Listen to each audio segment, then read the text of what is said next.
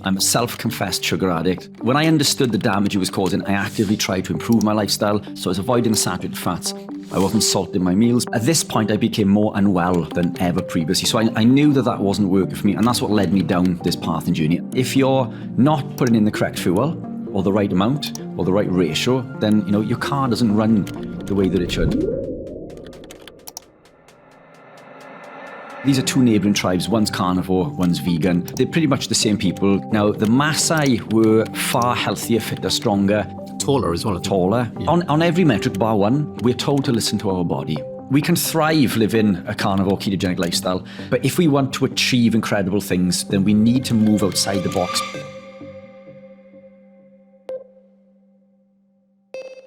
Welcome back to the Dr. Hobbs podcast. Today I have a return of a previous guest, Richard Smith, who I'm sure you all recognize. But today we're going to talk about something quite different. You see, as an individual, your supplement requirements are based on a lot of individual factors, such as your diet being the biggest one. However, I believe there are some supplements that could give a benefit universally, regardless of what your diet is, subject to your lifestyle as well. And we're going to go through those in quite a lot of detail and look at the leading products on the market and analyze them scientifically to help you make a more informed decision on what you buy. Richard, thank you very much for joining me. Dr. Abs, a pleasure as always. Thank you very much. Great to see you again. So we're going to go through, like I said, leading products in the market in massive categories. And the ones I want to go through with you are electrolytes, C8 fatty acids / ketones, and then also look at sort of protein bars, low carb bars, alternatives. And I think they're universal because everyone could do with transitioning into a better diet. And I think they're useful for the transition purposes. And even ketones, I know some people are against ketones, we'll get into that. But I think there may be isolated uses where they could be beneficial. For example, I have a lot of footballers that use them before a match at times to improve athletic performance, but not sipping them all day, every day, etc. So we'll start with electrolytes.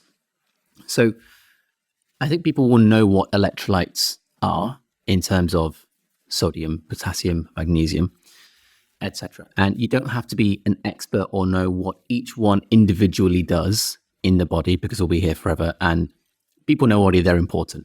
That's why we need to salt our food, for instance. However, why is supplemented electrolytes possibly a good idea for people? Why would you recommend people look into these? Yeah, look, it's a fantastic question. It's if we look at an evolutionary appropriate diet, for example, a ketogenic or carnivore way of living, a question that I get asked quite often is, well, if this lifestyle is the perfect lifestyle to live, if this lifestyle is ancestrally appropriate, why would we require the need for supplementation? Now, there are a few caveats to this. Look, if we live a true carnivore-based lifestyle, for example, if we eat nose to tail, that means not just consuming the muscle meat, but also consuming the organ meats, drinking the blood. If we were to consume the connective tissue, so this is the tissue that sticks to the bone, the stuff that people cut off. Yeah. The sinews that run through the meat. In regards to chicken, for example, this would be the cartilage on the end of the bone itself, and even the marrow, and so on and so forth. If you were to live that type of lifestyle, eat nose to tail, and eat all of those things, then your electrolyte requirement is probably going to be ticked. That box is going to be ticked. The reality is, very few of us actually eat this way. I do, yeah, but it's taken me an awful long time to get to the point where I'm consuming these organ meats, I don't drink the blood. Although I do cook my steak rare, and it is incredibly bloody. These things are very high in collagen substances, and that's where the electrolytes are. So if you were to consume these, then it's very likely that you are going to tick all of those boxes for your electrolyte requirement. The fact is, most of us don't live this way. Okay. So this is why we can put in a supplement form of electrolyte. And why would we do this living the lifestyle? And we do it for a number of reasons. As we gravitate into living a low-carb lifestyle, ketogenic or carnivore-based lifestyle has an impact on insulin. So insulin will drop almost overnight. So if you were to begin a ketogenic or carnivore-based lifestyle today, Yeah. by tomorrow, your serum insulin levels will already begin to drop to the point where we could see a complete reversal of type 2 diabetes, for example, which is insulin resistance, within as little as 2 weeks. So this is how impactful reducing carbohydrate, other things that consume, glucose, so fruit breaks down into fructose, for example, vegetable oils, which are high in an oxidized omega-6 called linoleic acid. This also leads to insulin resistance. Now, when we see this drop, we lose sodium from the body. Yeah. So insulin's job, or the effect of elevated insulin, I should say, is to pull the sodium from 4 points in the nephrons in the kidneys back into the blood. Yeah. Wherever sodium goes, water follows. And because of this pressure, this leads to increased blood pressure. Yeah. But sodium isn't the cause of this high blood pressure. It's not the cause of essential hypertension. Essential hypertension is an insulin-dependent state, which basically means if you are insulin resistant, then it's quite likely that a downstream effect of this is going to be increased blood pressure. Yeah. When we drop or address this elevated insulin problem, which again comes from carbohydrate, which breaks down into glucose, fructose, and CDOS, and so on and so forth, then we see this drop in insulin. Insulin drops, and now it signals these 4 points in the nephrons and the kidneys to release this water. And we can go through the 4 points if you need to, and where they're all reabsorbed. But can I just butt in for 1 second? I know we both agree on what insulin resistance actually is, but just for the record, I just want to say we're using the term insulin resistance just so people understand what we're saying. I'm sure I speak on behalf of you as well when we both believe that that's a good thing when it's needed.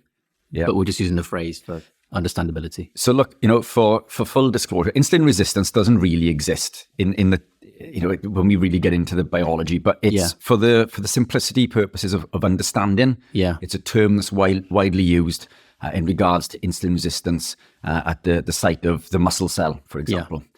Whereas it's the opposite when it comes to the fat cell. But for simplicity purposes, we're going to use this because people understand it. Yeah.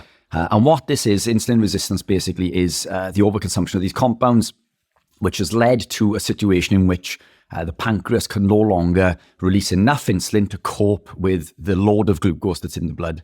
Now, glucose is a toxin. It's deadly to the human body. We need glucose, but we need a certain amount. We need to work within a specific range. So when we consume too much glucose, the pancreas releases insulin to drive this glucose into the cells. Or another way to look at it is it's to pull it out of the blood in order to save your life. Yeah. Because if this glucose was to remain elevated, you would die. Of course. Plain and simple. So when we look at glucose storage in the muscle, which that storage form is called glycogen, the body is doing this in order to save your life. Yeah. It's not advantageous for athletic performance.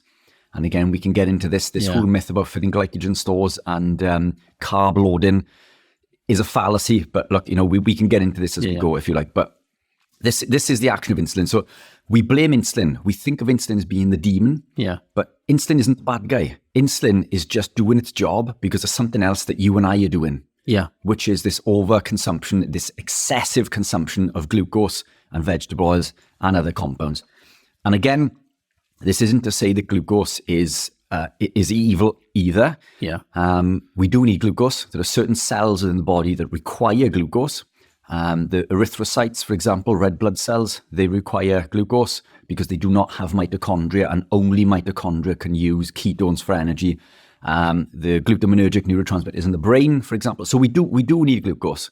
But the key to this is the body will create glucose via a mechanism that I'm sure your listeners are familiar with called gluconeogenesis, which is glucose, neo, and genesis, the creation of. The body does this. So my body does it. Your body does it. Ours, I would argue, does it considerably more efficiently because we've given the body a chance to upregulate these processes and pathways. And again, we can get into this as we go. So glucose is essential and we do need it, but we make it. So we do not need this overconsumption.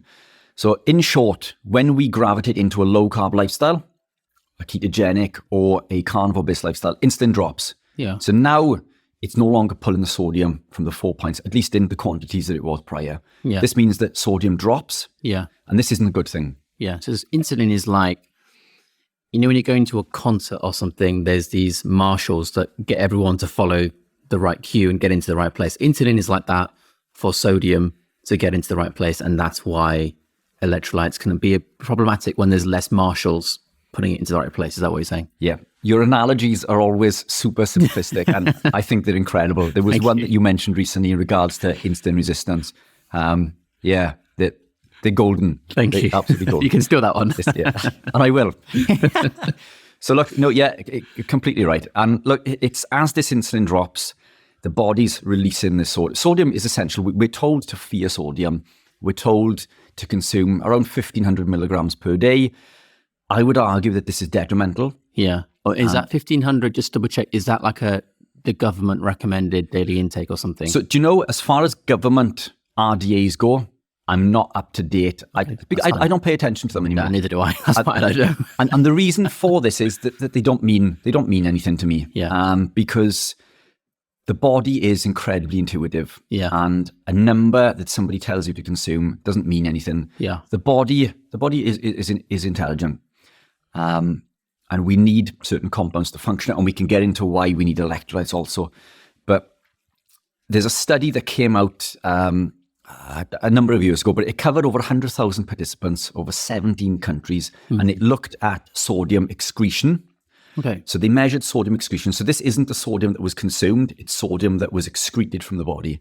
So measuring the sodium that's excreted, we can assume that amount of sodium is at least what we've consumed. Now, what this study yielded was, so again, just to reiterate, over 100,000 participants over 17 countries, and it showed a massive increase in all-cause mortality, which is risk of death, when we go below or towards 1,500 milligrams. Okay. The sweet spot was between 4,000 to 6,000 milligrams Per day. per day, Yeah. with even 10,000 milligrams per day being at a safer level than 1,500. Okay. Can I play devil's advocate? Yeah. I think, first of all, I'm not surprised the study showed that. Like, I understand why. But just to play devil's advocate, to try and balance arguments for the viewers, I think it's impossible to know exactly down to the milligram what that many people's exact sodium excretion is. And I think something like that is going to be like an estimation, which is fair enough. Like, that's all you can do in that kind of situation. So I don't think we can say absolute cause and effect, but I think we can say with that kind of association, it's very highly likely. And yeah, I agree. I think you're 100% right. We can't, there's so many other confounding factors. 100%. What else yeah. are these people consuming? Yeah. So we are, in effect, taking one thing in isolation. But that in itself, being that single factor, for it to have such a drastic impact, Yeah. it definitely deserves that time and attention. Questioning, yeah. But it's, and I try to live my lifestyle intuitively, but I can attest to the volume of electrolytes that I consume, for example. Yeah. Now, all of my life, I've tried to eat healthy. Yeah. And yes, I've gone through spells where I've consumed McDonald's. Of course I have. Look, I'm a food addict. I'm Yeah. a self-confessed sugar addict. I love my food. I can eat all day, every day. Yeah. I used to like piles of broccoli with butter and applesauce. And I'd enjoy that just as much as a McDonald's. Burger King. I used to go to Burger King. I used to buy 2 large double Whopper meals with an extra Whopper. So it'd be 3 double Whoppers, Oh my God. 2 large fries and 2 drinks. And that would be a daily routine for me for a spell. Yeah. So I went through phases in which I consumed foods that were toxic. But when I understood the damage it was causing, I actively tried to improve my lifestyle. And there I consumed muesli in the morning with a chopped up banana, for example. I was consuming rice and tuna for lunch and pasta and chicken, avoiding the fat. So I was avoiding the saturated fats. I wasn't salting my meals because salt is bad for us, apparently. I was avoiding the fat and so on and so forth.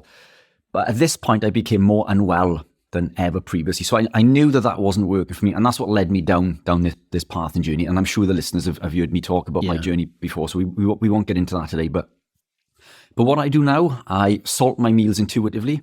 Yeah. And I consume the electrolytes. Yeah. So, I mean, I know I've got electrolytes in the bottle there. Yeah. I consume them daily. Now, as I say, I eat nose to tail. Yeah. So my electrolyte requirement is probably satisfied from the food that I eat. But when I take a quality electrolyte, I feel energized. I feel like I have more energy. I feel like my body's functioning better, less aches and pains, my brain function, less fatigue, and so on and so forth. And we can get into the reasons why. But the reason that we tend to add salt, particularly sodium, in the early stages is because this sodium level drops. So sodium is essential, and this is a fact. So electrolytes are essential, and we can explain why as we go. But when the sodium levels drop, we start to suffer with brain fog, fatigue, aches and pains. We may feel nauseous. We may feel sick. And at this point, this is where most people will throw the towel in because we're told to listen to our body. And wait a minute, my body's not feeling too good because I've gone on this low carb journey. So it's clearly not working. And this is the mentality. This is the thought process. And I understand it. Yeah. But this is easily negated by the supplementation or addition of a quality salt. So just to back up for a second, if your diet is a particular way, you may tick the electrolyte box naturally. But before you get to that stage, if you're transitioning into that diet, it's almost certain that you won't tick that box. So at least in a transition phase, electrolytes can be considered as good as or almost universally a good idea. I think so. Look, it's, again, the journey towards being a carnivore. Yeah. Especially like what I'd class as a strict or elite carnivore. Yeah. Technically, you're a carnivore if you consume, I don't like using the term calories because, as your listeners are probably aware, calories don't really exist in the context we're led to believe. But for the sake of simplicity, 80% of caloric value comes from animal proteins, and technically you're a carnivore. Yeah. So when we see someone who says they're carnivore and they eat something that isn't meat, it doesn't make them non-carnivore, and that's really important also. But where you decide to reside on this ladder is up to you. And I think that we get there via incremental changes. So for me personally, it began with low carb. Yeah. I didn't have a clue what a macro was when I started. I didn't know about lectins and phytic acids and phytoalexins, plant toxins. So all I was interested in is carb content. Keep the carbs low. Yeah. And I was consuming products and replacements in the early stages that allowed me, they were segue products, if you like, into understanding about the macro ratios, carbohydrates, proteins, and fats, allowing me to maintain a low carbohydrate content, which allowed me to become ketogenic. Yeah. And that saw huge changes. The production of ketones, and we can get into this when we talk about the MCTs and ketones, but they're highly beneficial. Anyway, so that saw me doing that journey, and I gravitated in towards a what I'd call a dirty keto lifestyle. So maintaining a ketogenic lifestyle, producing ketones, but via macronutrient ratios, which basically means it doesn't matter where the macros come from, as long as it fits your macros, Fine. And that's fine. And I conferred huge benefits by doing so. And then I gravitated deeper down the journey and I became what I'd call standard keto. Okay. And then strict keto. Yeah. And then more animal-based, then carnivore. And in more recent times, I'd classed myself as, an elite carnivore, if you like. Or I don't like using the term strict because I don't find it restrictive. Okay. I find it hardcore. It's level 5, level 5 carnivore. So at the moment, in that spectrum, let's say someone's on a standard Western diet, and that end of the spectrum, you go to the other end, which would be hardcore carnivore, like yourself. Level 5. Where would electrolytes start to not be a box that needs ticking? In your end, that box is ticked, like you said. Yeah, I believe so, depending on circumstance also. Okay. And the reason for this, I know, you and I have spoken recently in regards to what is evolutionary appropriate. Through our evolutionary period, we wouldn't have been huge bodybuilders. It's not evolutionary appropriate because that means we can't run and catch our prey. We're too big. We wouldn't have evolved to be on magazine covers. No. We would have evolved to survive and replicate. Exactly. which, the opposite is also true, which means that we wouldn't have been incredibly small and skinny and weak, because now that we've caught our prey, we need to carry it back. So the optimal area, if you like, or the optimal zone is somewhere in the middle. Yeah. These are two extremities of modern living, to which I've been. I've been a pro bodybuilder, and now I compete in endurance sports. Now, this isn't healthy one way or the other to an extreme. Training and working out, lifting weights and some cardio is healthy as long as you do it right. But when you go to an extremity, we're not designed to run sub 6-minute marathons. We wouldn't have done it through an evolutionary period. Now, because I do that, my requirement for electrolytes is higher than evolutionary appropriate.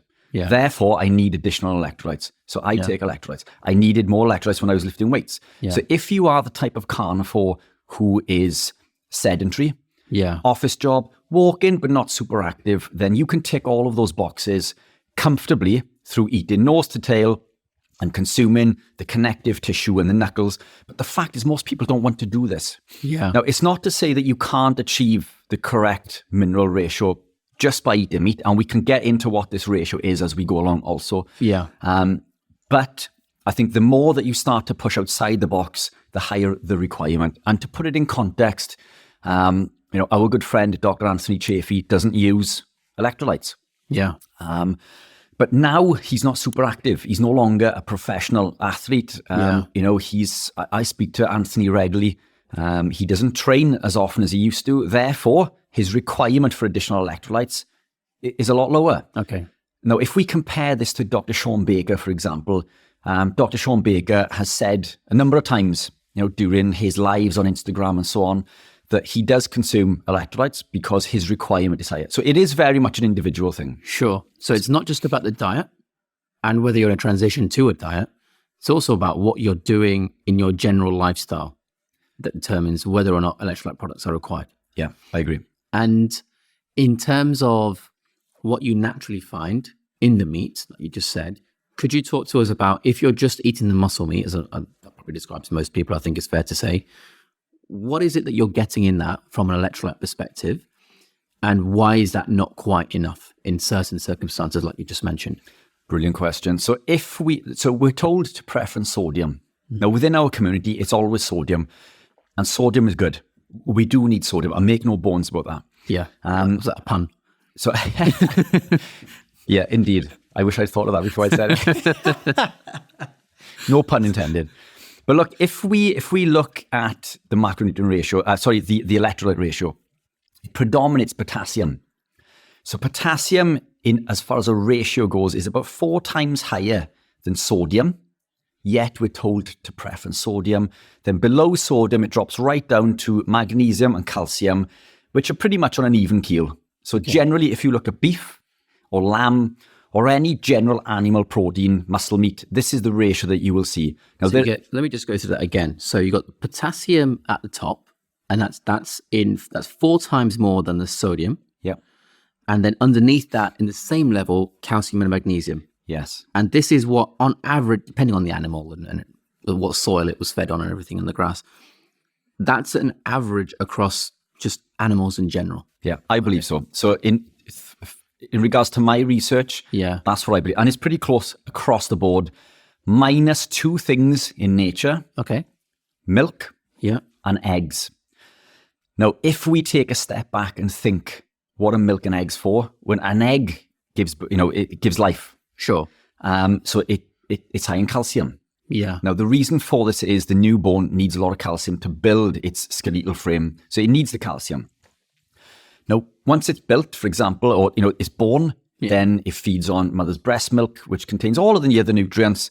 But it is also high in calcium, which further feeds this growth. Now, as a species, many of us continue to drink milk, but we're not designed to consume milk past the age of infancy, let alone from another animal. I completely agree. So once we've gone to this point, calcium should drop back down to this level, and it should be an equal level, I believe, to magnesium, give or take. Now, the problem with this is that we predominate calcium in lots of other things, and this can cause issues, and we can get into this as we go, but that isn't evolutionary appropriate, I believe, past infancy. Now, this ratio I believe across if you look at lamb and beef and even organ meats, it's roughly that ratio. So 4 times more potassium, then sodium, and then magnesium and calcium. And this is how we're designed to live and thrive. So if we're eating a meat-based diet, then this is our electrolyte ratio. Okay. Now, the issue with consuming sodium in the early stages during this transition phase, which is really important, we do need this, and make no bones about that, we do need the sodium. Yeah.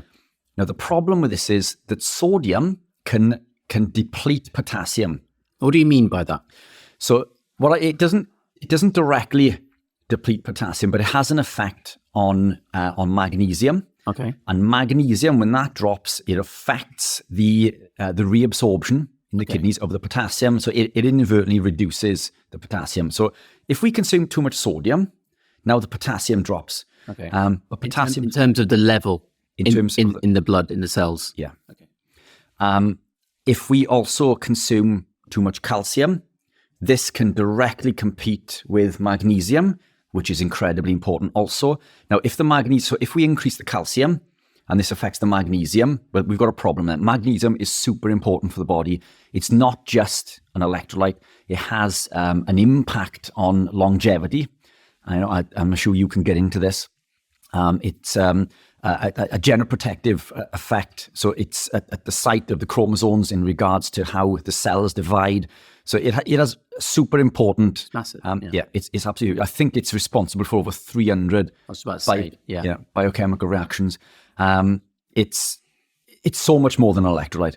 And it's not to say that it's more important than any other, but it's this ratio that's important. So if you get that ratio wrong, fine, you're getting the electrolytes into your body, but is the purpose of the electrolytes actually being fulfilled?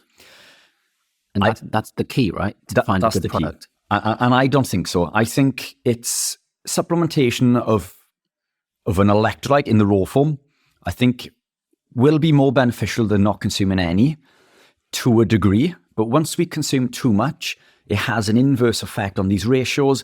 And, there is such a thing as too much of a good thing. 100%. So we consume too much of the wrong ratio of electrolytes and the wrong type even, and this can put everything else out of whack. And if the whole ratio is out of whack, this has impacts on almost every cellular function. Every function. So just to recap for a second, I think just for the viewer's sake. So when we look at any particular nutrient or food or even water that we need, there is always too much and too little. Too little water, I think, is obvious. You need that. Too much water, again, obvious. That's not a good thing. So there's a golden window that exists. But what you're saying is in electrolytes, it's not just a golden window in terms of too much versus too little, let's say, of sodium, but that is directly linked to whether or not you've got enough of other things.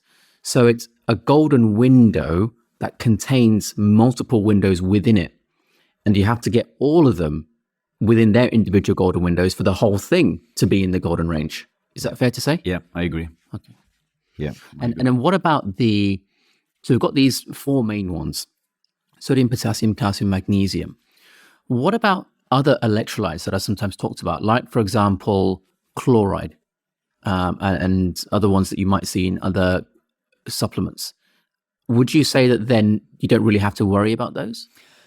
It depends on the supplement that you're consuming. Okay. So if we look at electrolytes, when electrolytes are added to water, they become charged. Yeah. So they can become either positively charged, which would be a cation, or they can be negatively charged, which is called an anion. Now, the cations are your things like sodium and potassium and so on and so forth. And then the anions are the ones that you've just mentioned, such as chloride, phosphate, and carbonate, and so on and so forth. Now, they need to be in a ratio within the body also. Now, they do come as nature intended. And I think they're just as important, but it's as long as you're consuming a good quality electrolyte, then these will balance out. Now, these work against each other, if you like, or in synergy within the body. And very much in the same way that, like, let's put it down to simple terms. If we look at sodium and potassium, for example, these are incredibly important within the body. I would argue, again, as nature shows, the potassium is probably more important. And the reason for this is if we look at how they're exchanged within the cell. So sodium will enter the cell, and this will throw the potassium out. And this charge as they cross creates an energy, if you like. Now, Gibbs free energy, if anyone wants to go and look that up. what was that? Gibbs free energy. Yeah. So it's this energy that the nerve cells or the neurons allow to send electrical impulses. So this is an electrical impulse that allows the nerves to send signals throughout the body. Without this, we wouldn't be alive. So this ratio is really important. So it's this in and out as the ions cross, if you like, that creates this charge. With, just for the record, with ATP that's involved in that mechanism as well. And then that is what allows a particular type of Gibbs free energy change, which is ultimately a change in enthalpy and entropy combined together. If you want to understand a lot more about that, stay tuned for the biochemistry course, which is probably going to be out by the time this is out as well, and it will be labeled in there for you. So I just had to do an advert there. Can't wait for that. Can't wait. Sign me up. Yeah, I'm looking forward to this. So it's very important. They cross into each other. They do. So, and again, it comes back to this ratio. So if this ratio isn't right, then the cells don't work correctly. This energy doesn't work correctly. This impulse and the signals that the neurons send, and this is through the whole body. And then, my arm, just doing this, for example, involves calcium and magnesium. It involves all of them. Yeah. But if we look at calcium and magnesium, calcium is excitatory to the muscle. Yeah. So this allows us to do this, and then magnesium allows me to do this. If I don't have one or the other, I can't do either. And that's why looking at the ingredient list and the ratio, you just nailed it on the head. I think that's why it's so important, right? Yeah, 100%. The ratio is critical. The reason that most people will cramp, for example, is too much calcium. Really? I believe so. It's my opinion, but calcium is excitatory to the muscle. Yeah. Now, what we tend to do if we cramp is we consume more magnesium. And this is to settle that ratio. Very true. But if we live in a society that predominates calcium, we're told that calcium is super important. Everybody takes calcium supplements, which I'm not a fan of, by the way, unless you have a predisposition, which is a requirement for additional calcium. We have fortifications of like breakfast cereals with it as well, I think, right? Yeah, it's in everything. And I would argue that maybe it isn't the correct type also. In various things, in regards to supplementation form, where it comes from and what type it is, will also have an impact within the body. But calcium, again, coming back to as nature intended, I believe that it should be on the lower end. I don't think it's something we should be predominating. Generally, we consume more calcium than any other. We actively chase the calcium. Yeah. We consume the sodium and the potassium without realizing it, but we actively chase the supplementation of calcium. I'm not a fan of supplementation, and we can get into the reasons why as we go. But this will offset the magnesium ratio, so the calcium-magnesium ratio. So now we're causing excitatory signals to the muscle, which can lead to cramping. Okay. So we offset this by increasing the magnesium, but the reality is we just need to reduce the volume of calcium. Again, it's this close to 1-to-1 ratio of calcium to magnesium. Yeah. But even in, if we look at a carnivore-based lifestyle, a lot of carnivores will consume A2 dairy, which is high in calcium. Cheese, eggs. I love cheese. I eat cheese. Yeah. I think cheese is awesome. I love eggs. I think eggs are awesome. I would argue... That's a line of that. I think eggs are awesome. Eggs are... That's what I like. I'm just going to clip that out and just send it to you randomly. The last time we recorded, the takeaway there was just eat meat, which was the 3 words, and eggs are awesome. Are they? I love it. Eggs are awesome. They're a fantastic source of folate, which is really important for methylation, and lots of other compounds as well. Yeah. But what I would argue in regards to this is, would we have consumed eggs through our evolutionary period? And it's a question that an answer to a question that I don't know. Neither do I. But if I take a step back and think of it logically, I mean, can we imagine cavemen keeping chickens in a coop and keeping it? I don't know, but it doesn't seem to be, it doesn't make sense to me. We would have killed the animal, we'd have eaten the animal. Yes, we'd have eaten eggs, but would we have kept, stock? Almost domesticated them, yeah. So I'm not so sure of this. So we would have consumed eggs. we would have consumed eggs from all animals. Yeah. But I believe that we wouldn't have consumed them in excess. And that's not to say that I love eggs. So when I eat eggs, I eat a lot of eggs. Yeah. But then I may go a few days where I don't consume them. So it balances out. Cheese, I love cheese. I don't consume dairy for a number of reasons, not even A2. No, not at all. I did have some last year. Well, it's fair. You said you don't consume dairy, but you say you consume cheese. Yeah, but I put those into different categories. Okay. And the reason for this is because of the casein and, more importantly, what am I thinking of? The lactose. Okay. So there's a lot less lactose in cheese. So what we find is even people who suffer with lactose intolerance can still consume cheese. Right. And I've noticed this with a lot of my clients. Many have come to me with lactose intolerance. They've gravitated into a more ketogenic or carnivore way of living, and they find that they can put cheese back in. Right. As soon as they put milk back in, then all of this intestinal permeability comes back. What if they have milk with exogenous lactase? Potentially, but then it's still high in casein, and its casein is still causing this intestinal permeability. Okay. And we know from studies with the Akikuyu and the Maasai. So these are two neighboring tribes. One's carnivore, one's vegan. They're pretty much the same people. They interbreed. So they are the same people living in the same environment, but different lifestyles. Yeah. Now, the Maasai were far healthier, fitter, stronger. They had better more bone mineral density. Taller as well. Taller, stronger. They lived longer. On every metric, bar one. And this was intestinal permeability. And the reason for this was they were still consuming milk, unpasteurized A2 raw dairy from their cattle. The overall picture was they were still far healthier and fitter, but they had intestinal permeability because of the casein that they were consuming. Right. So milk causes all sorts of problems. If I consume milk, then it upsets my stomach incredibly quickly. Interesting. And, I'm highly sensitive. Yeah. Now, many would argue that this is a disadvantage, but it's not a disadvantage. I've just allowed my body to heal and repair. Yeah. So I was heavily damaged, and I was consuming compounds that damaged my body so much that my body lost the ability to recognize this damage. Now, because I've healed the body, my body recognizes the damage, and now when I put a toxin in, the alarm bells ring. So the alarm bells ring saying, this isn't good for you, stop consuming it. And what many people say to me is, I've gravitated into a ketogenic way of living, and living this lifestyle has made me gluten intolerant, for example. I've gone back to eating normal. It's not normal to eat greens, by the way. No. I've gone back to eating normal, and now I can't tolerate the greens. Well, what a great thing. Yeah, exactly. Yeah. It is. It's fantastic. So this is the early warning alarm system, which you lost the ability to tap into. Yeah. Your alarm system was broken. And the reason for this is, think of alcohol.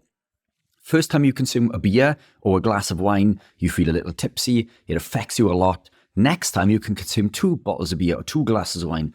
Before you know it, you're drinking a bottle, and so on and so forth. The effect of the alcohol becomes less, but it doesn't mean that the alcohol isn't causing damage. The alcohol is causing damage, but your body has lost the ability to recognize it. Fine. So it's still a toxin, it's still a poison, it's still causing damage, but we've lost the ability to recognize it. And it's the same in regards to things like gluten, wheat germ gluten, and all of these other products that come from a plant-based diet, for example. And the calcium from things like the milk and the eggs, I guess, again, to play devil's advocate against you for a second, I guess if you are taking those, at least the calcium you're getting there is as nature intended, as opposed to a lot of fortified foods, which I guess would have calcium carbonate. Would you agree? Yeah. If we look at anything that's fortified, it's mined from the ground. Yeah. Typically. So iron, for example, when they say fortified with, it's mined from the ground and taken from rocks and where, and so on and so forth. But when we look at minerals, they are organic. So they've either been living or they've passed through life. Sea salt, for example, is organic. Celtic sea salt is organic, whereas pink Himalayan isn't. Okay. Because it's in rock form. It's still salt. It still works. It still does things. The bioavailability is less.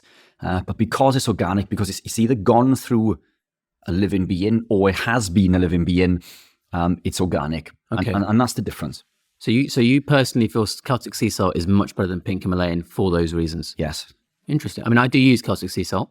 Yeah. I've never thought about it like that, but I think that's got a very interesting perspective. Any salt is going to be beneficial than no salt. Sure. So make no bones about that. And then, we've got levels of quality of salt. I used to believe pink Himalayan was the best. Yeah. And it's not to say that it's bad, but, we have found high levels of other metals and things and explosive matter because it's mined from the ground with explosives. So we've got this to contend with. Now, this is, if you were consuming pink Himalayan, then these other things on the list don't take priority. They're far lower on the pecking order because you're doing all of these other things correctly. Yeah. So if you consume pink Himalayan, fantastic. But again, it's about these levels. Yeah. And deeper down this level, I believe personally the Celtic sea salt is the best. So if you're taking, let's pretend you are taking Celtic sea salt, wherever you are in your dietary spectrum. If you're taking that, is there still a need to consider electrolytes? Or would you say having electrolytes, but not necessarily salting with Celtic sea salt, could give a greater benefit to people? So I'm a big fan of salt. Yeah. I salt my meals with Celtic sea salt. I get mine from a company called the Real Food Company. Yeah. Their Celtic sea salt is batch tested, microplastic free. Okay. So it's another bonus. We can't avoid microplastics. They're in everything. Our body has the ability to detox this. So I don't want the viewers to be concerned or listeners to be concerned with that at the moment, but it is one of the best sources. Okay. Does that mean that it can negate the requirement for electrolytes? In the early stages, I would advise, and it's difficult for me to talk about things like this because I make electrolytes, I sell electrolytes. Sure. So one of the things that I get thrown back at me is, well, you would say that because you sell them, but these people are missing the point. Yeah. I sell them because there's a requirement for them and I believe in the products. I consume all of my own products. The products that I make, Yeah. I consume them and I make them for me to consume because I believe that they enhance the benefits of my lifestyle. So I'm not telling you this to go out and buy my product. Yeah. In fact, we'll go through what I believe to be the best ingredients and ratios, and you can go off and find your own. Yeah. And in fact, if somebody comes to see me and they don't require a supplement, I will gladly tell them that they do not require this supplement. So do I. Yeah. It's the same. I make these because I believe in the products. Yeah. And I wholeheartedly, genuinely believe that the electrolytes that I manufacture are the best in the world. This is why I take them. I've made them because no one else has ticked the boxes for me. Okay. So let's look at the four main ones. Then we've got the sodium, the potassium, the sodium, the calcium, and the magnesium.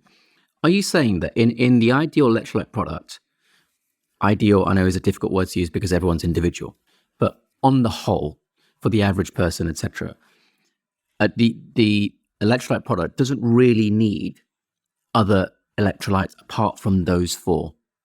Is that what you would say? I think with these that come with it, we've got the other products that you mentioned earlier in regards to the anions. Yeah. But these are the main ones to look at. Okay.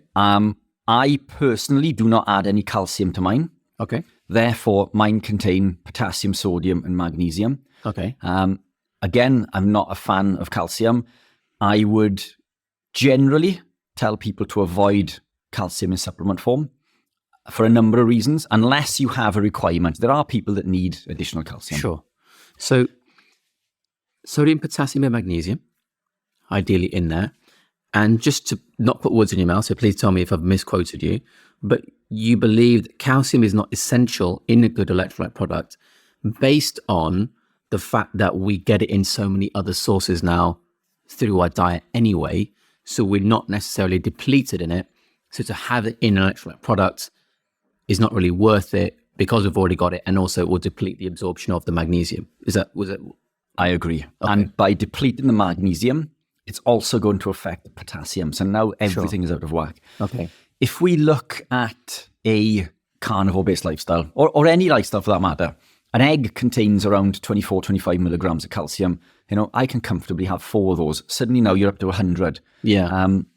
There's around 5 milligrams of magnesium. So there's a difference of 20 milligrams there. So now we're up to 80, just with 4. I sometimes consume 6 to 8 eggs. Yeah.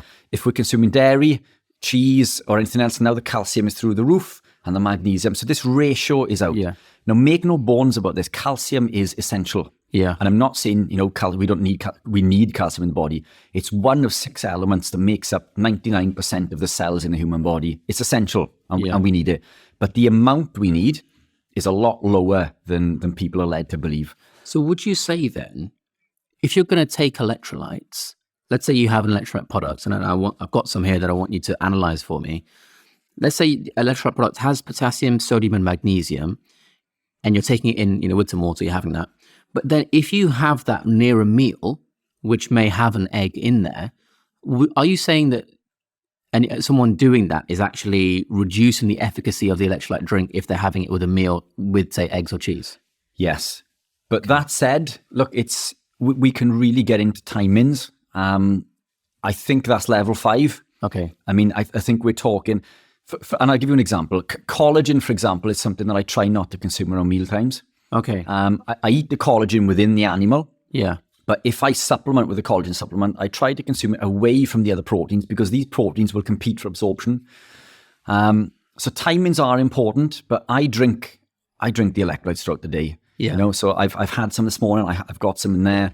I don't track how much I consume. I add a little to all of the water that I consume, and I adjust to taste. Okay. So by this, what I mean is, think of when you salt your meals. Yeah. Some days you add salt, other days you don't. Some days you add lots, other days you add less.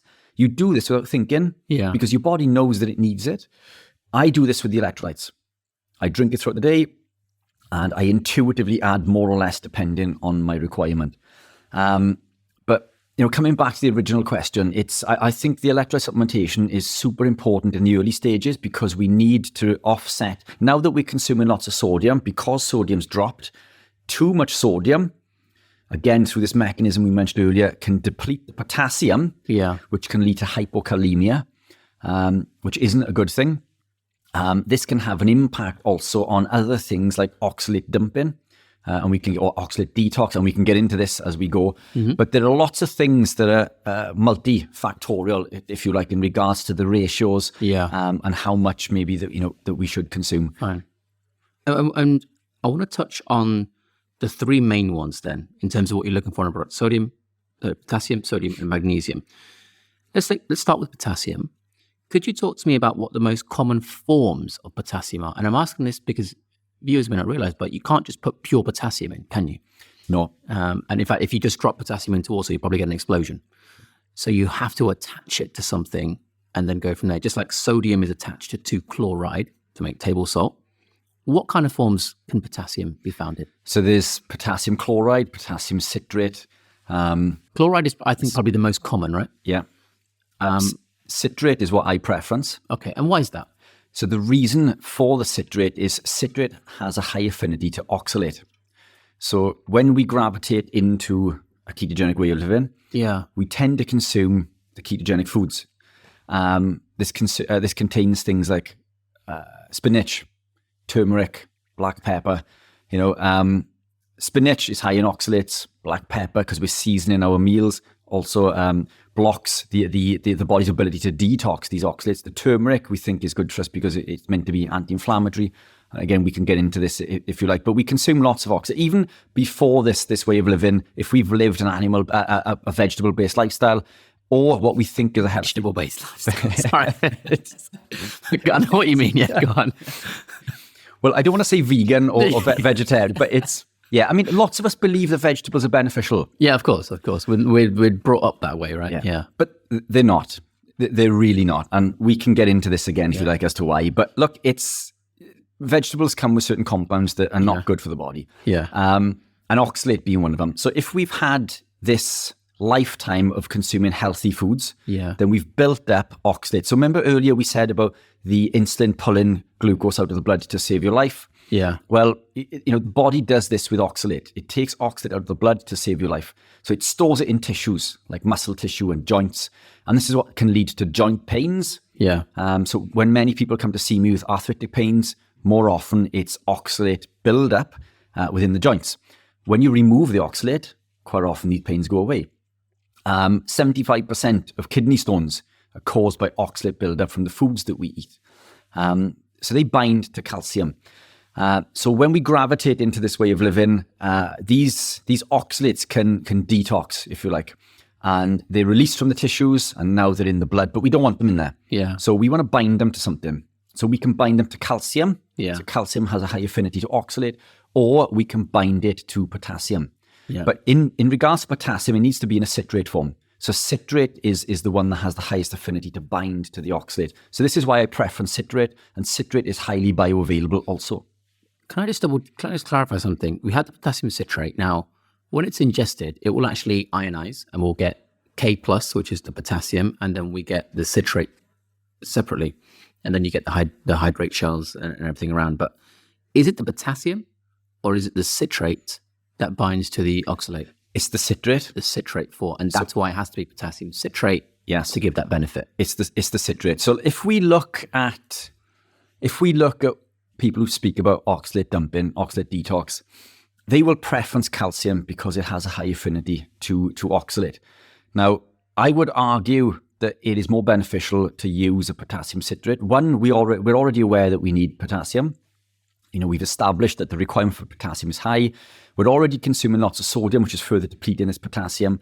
But when we oxalate dump or oxalate detox, many people suffer with hypokalemia, which is low potassium.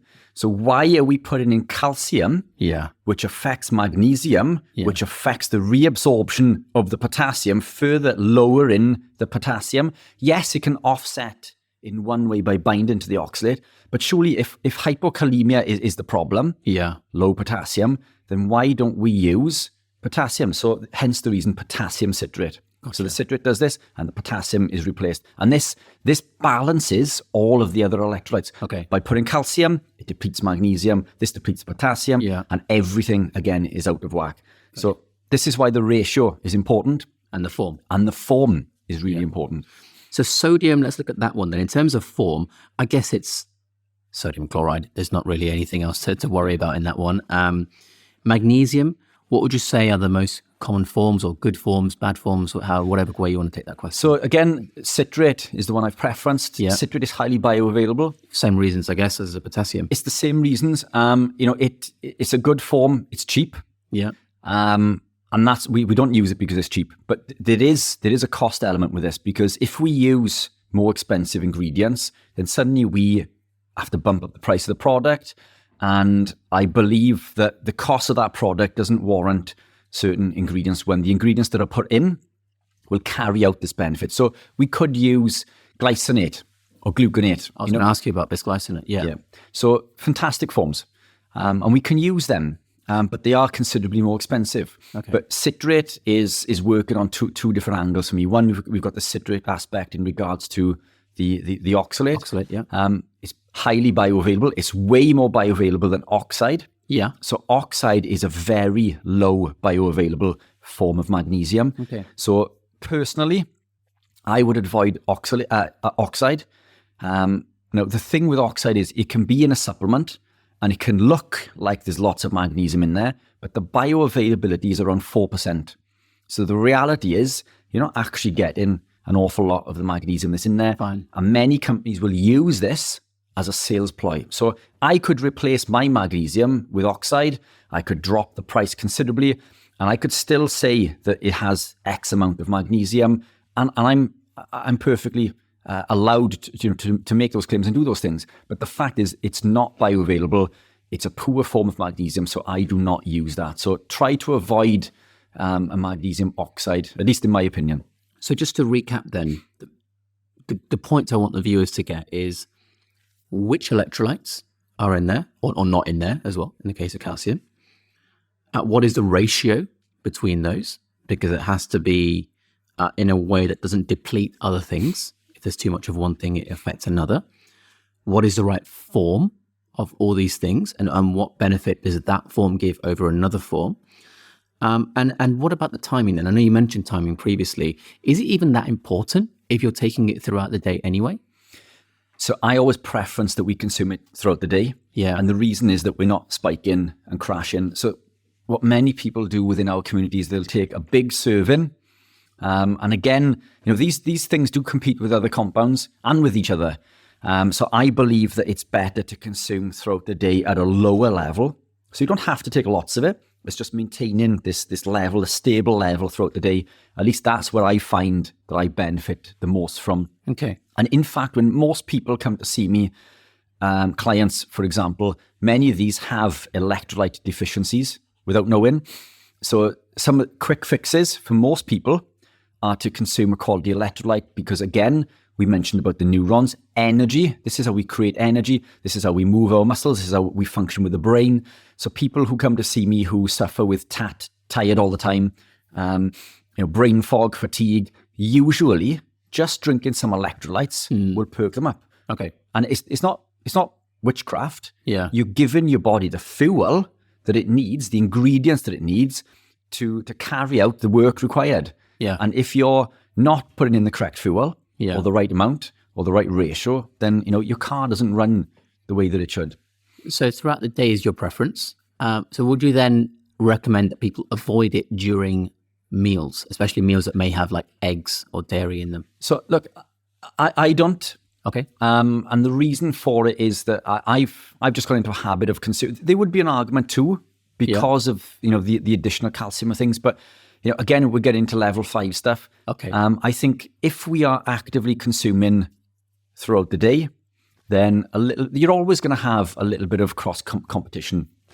And the difference, if we consume something as nature intended, is that, so if we consume a piece of beef, for example, then those vitamins and minerals, they're digested through different parts through the digestive system.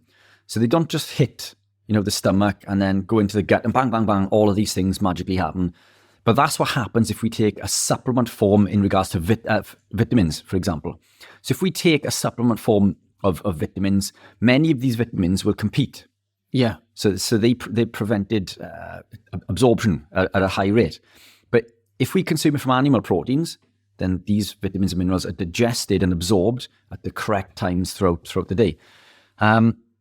So when it comes to a supplementation of electrolytes, I think as long as we're putting them in, then any negated absorption through consuming around meal times, I think it's going to be negligible. There would be an argument, maybe not to be honest, in an ideal world, we probably shouldn't drink anything for 1.5 to 2 hours after consuming our meals anyway, because this dilutes the stomach acid. But look, I do. Yeah. I don't always, but if I've eaten my meal and I'm thirsty, then your body's telling you to drink for a reason. Yeah. It's not the worst thing in the world. Okay. So we've got which electrolytes, we've got ratios, we've got forms, we've got timing. So I want to look at some products now. Now I have the electrolytes, or one of the electrolytes that you make, which I'll hold up to the camera. These are Keto Pro electrolytes. I've got a cherry flavor, but there is also unflavored as well as orange and lemon orange. Lemon and orange. Okay. So I'm going to have that here, and I'm going to ask you to have a look at a couple others, some of the best sellers on the market, really. And I want you to analyze them and explain to me, even with these on the market, why did you feel a need to make ones which you think are better? Now, one of the biggest sellers I've got here, mainly because of the social media influence, frankly, is one called Element, spelled LMNT. Now, I'm going to hold this up to the camera here. I'm sure you've all seen that in the past. So, Richard, I want you to go through this, but just for the viewers, on the packet, it says 1,000 milligrams sodium, 200 potassium, and 60 magnesium. So I'm going to give this to you, and I want you to just cast your eye over it and tell me, what do you think that's good? What do you think that's bad? And why do you think, it's not something that you would personally take? Yeah, fantastic. So look, instantly from looking at the front of the pack, there's 1,000 milligrams of sodium, which is fantastic. Yeah. But only 200 potassium. So 1,000 milligrams of sodium, 200 potassium.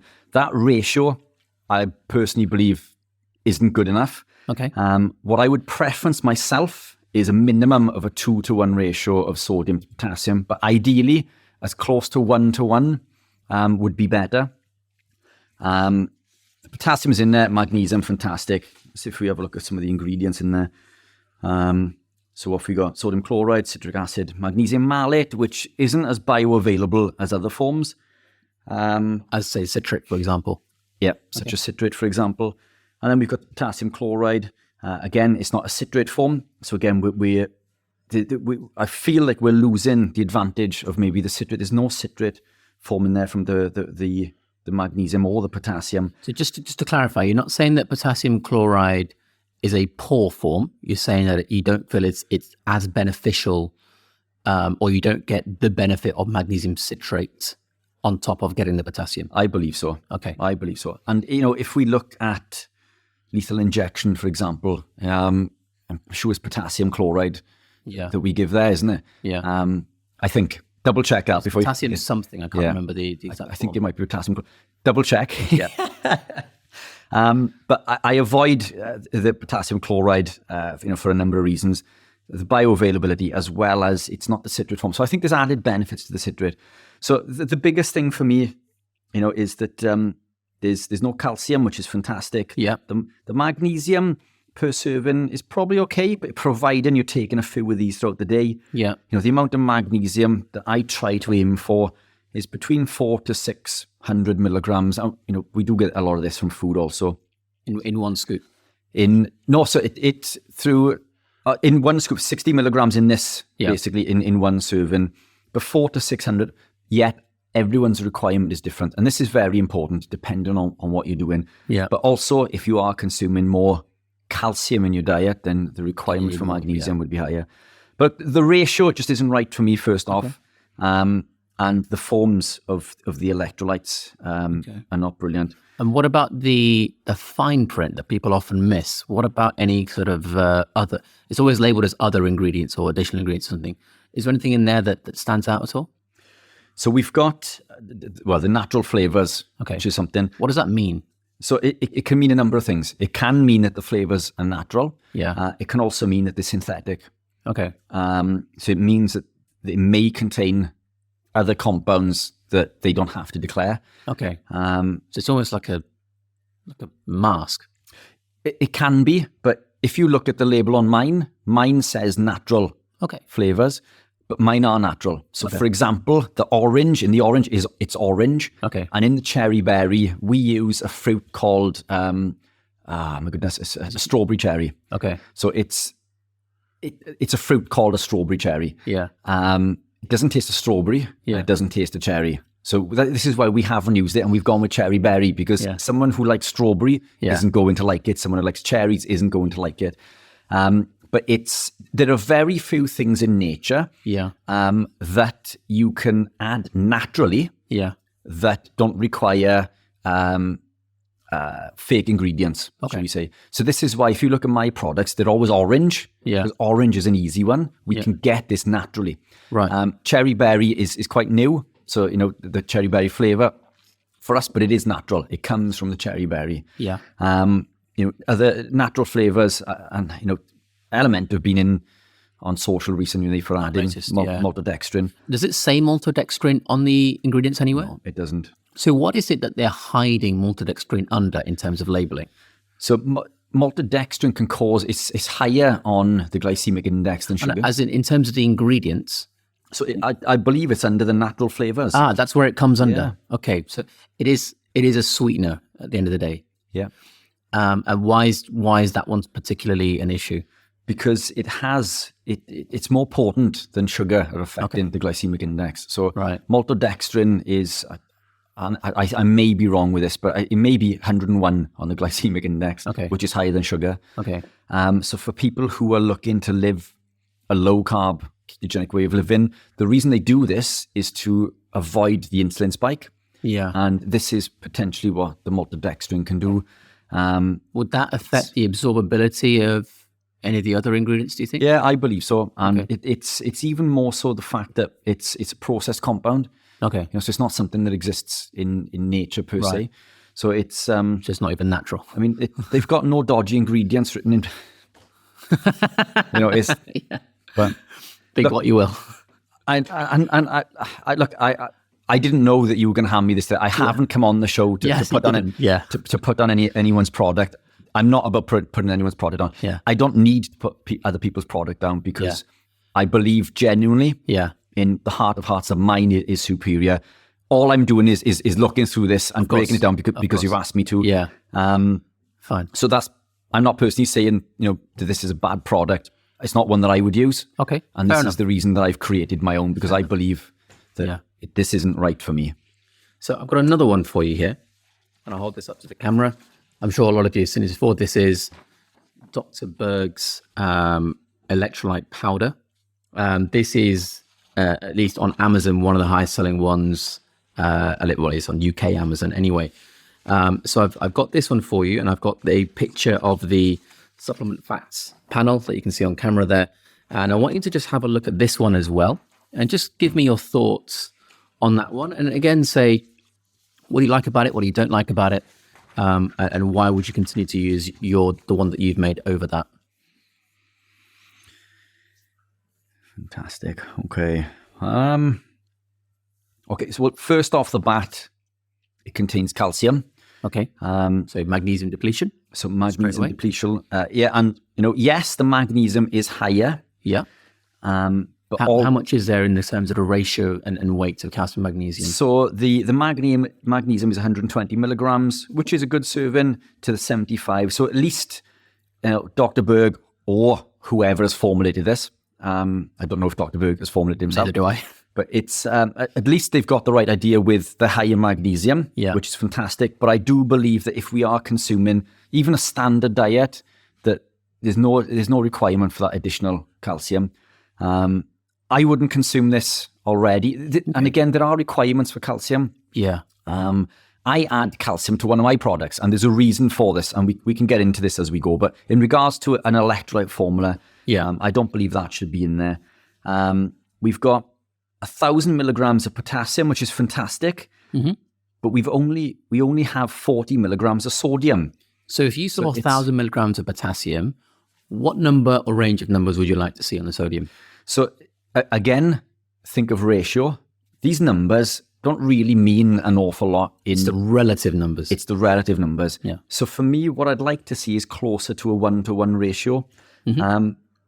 I wouldn't even be concerned if the potassium was higher in this. Yeah. And look, this is also important to remember.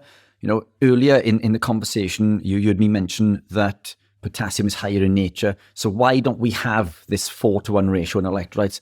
And it's to do with how the potassium is used in the body, is to do with reabsorption and many other factors. I'm not against higher potassium, but I believe for general activities throughout the day that the ratio is going to be better at a close to 1-to-1 ratio. I'm not even against higher sodium, but again, I do believe that a 2-to-1 ratio of sodium to potassium is probably the limit. You don't want to go below this. So the last product that we just looked at was 1,000 to 200. So that ratio is already out. With 1,000 milligrams of sodium, I'd like to see a minimum of 500 milligrams of potassium. Okay. That's quite a distance then out of what your ideal ratio would be. It is. And look, I can see the thinking behind the first product that we looked at, because it's if it's designed for athletic performance, then we do lose sodium through sweating. So our requirement for that sodium is going to be higher, but the cells use more potassium. So we do need that potassium is incredibly important. So what I'd suggest for health and well-being generally, a 1-to-1 ratio generally from a supplement form. If we're looking at athletic performance, then you can predominate the sodium, but not by an excessive amount. Again, sodium is reabsorbed at a higher ratio than potassium. So yes, we may require more if we're running or if we are performing high intensity workouts and we're sweating. But that ratio from being 10 to 2 on this, or 1,000 milligrams to 200, I believe that's a bit excessive in regards to that ratio. Now, the potassium on this, 1,000 milligrams, fantastic. But the sodium, 40, personally is too low for me. Okay. Way too low. So the ratios are not quite right there. So they do have the magnesium citrate, which is fantastic. So that's brilliant. Citric acid, lemonade flavor. So, I don't know. That seems artificial to me. I don't know. Lemonade, think exists in nature. Yes, it may come from lemons, but then it should just be lemon flavor. Yeah. I don't know is the answer to that. Sure. But That's fair. raspberry flavor, it could come from raspberries. So you can take natural raspberry flavor. So that could be okay. And stevia. Stevia, in my opinion, is one of the better sweeteners. It is natural. Yeah. So it comes from the stevia plant. So stevia is an actual plant. Yeah. And it's called the stevia plant. Yeah. There is a longer term, and I can never remember. Okay. But it is. In effect, it's a stevia plant. Okay. And the Reb version, which is, again, there's 3 or 4 different versions of this. Okay. So they've used Reb A. I think there's B and C. Okay. All of these have different intensities of sweetness. Right. Ranging from like 100 times sweeter than sugar to like 1,000, I think. Okay. And don't quote me on the range, but there are different, degrees of sweetness. Yeah. What we tend to find is the States need more sweetener and the UK likes less. So the tastes are very different. People. But stevia's good, in my opinion. There are reasons not to consume stevia. Yeah. But for the masses, in regards to the supplementation of electrolytes, this is one of the better ones. And the reason I say this, so I make an unflavored version. The unflavored is not very palatable. Okay. And it's not palatable because it contains astaxanthin, which we can get into as we go along if you like. But astaxanthin has a distinctive taste. It comes from nature, but it tastes, it has a fishy smell, a fishy taste. It tastes incredibly salty, which you'd expect from an electrolyte. Electrolytes are meant to be salty, by the way. Yeah. So if you buy an electrolyte on Amazon, for example, don't leave a review saying it tastes salty. Well, what did you expect? Salt. Think? Yeah. What do you think it's going to taste like? But it's but look, stevia is one of the better ones, in my opinion. Erythritol would be another, but the reason that you don't put erythritol into something like this is the volume of erythritol would make the volume of the product bigger. Okay. Which means that it involves a bigger scoop, which now means that it's more expensive. And now you're paying, a lot more for a product. Now a product this big needs to be this big to fit the volume of erythritol in it. So this is why companies use stevia. This is why I preference stevia. There are others like glycerol. Yeah. But then there are ones that we want to avoid. Yeah. Things like, aspartame, sucralose, the fake sweeteners, if you like, and there's lots of research in regards to why we shouldn't consume these. I won't bore you with that now. But look, overall, this is a good product. I believe this one to be better than the last one. Okay. Yeah, I'm impressed with this one. I wish that it didn't contain calcium. Sure. And I wish that the sodium were higher. But all in all, as an electrolyte, Dr. Berg's it's a good electrolyte. Okay. So I want you to look at your own one now and talk to me about the ingredient list and go through the boxes that you've ticked in terms of the ratios and the forms. Yeah, fantastic. So look, if we look at the ratios of this, so we split this into a 5-gram scoop. It used to be 10. Yeah. I consume 10, but many people find it too salty or too strong. And what you need to remember with these is you need to adjust to taste. So regardless of the recommended serving size, it's the ratios that are important. So if you add a little to water and it's too salty or too sweet or too strong, then dilute further and or add less next time. So with this, we've got the sodium. So this per serving is 550 milligrams. So it's around 1,100 per 10 grams. Okay. So in comparison to the first one we looked at, so it's more sodium. The potassium is around the same, 500 milligrams. So it's close to that 1-to-1 ratio, which is what I preferenced earlier. The magnesium in this per this serving is 46.9 or 47. So again, it was twice this. So it was in the 90s, which is a good serving size of magnesium. If we're consuming 3 or 4 of these throughout the day, then now we're into an optimal range of magnesium. Sure. And again, magnesium is super important. I've also added molybdenum, selenium, and astaxanthin. In this also, we've added vitamin C, partly for flavor, but it does come from ascorbic acid, which isn't as bioavailable as other forms, for example. But look, it's there for flavor. It adds that sweetness, if you like. And vitamin C is still important within the body, even though you and I, being carnivore, our requirement for this isn't there. there's no vitamin C in the unflavored, because the unflavored is the creme de la creme, if you like, of products in regards to the electrolyte world. But with this, the ratio that I believe is perfect. So we've got that 1-to-1 ratio. Yeah. And, we've got plenty of magnesium. There's no calcium. Yeah. And then we've got the selenium, molybdenum, and astaxanthin. The astaxanthin is a compound that comes in nature. Yeah. So it's what gives salmon its pink color, for example.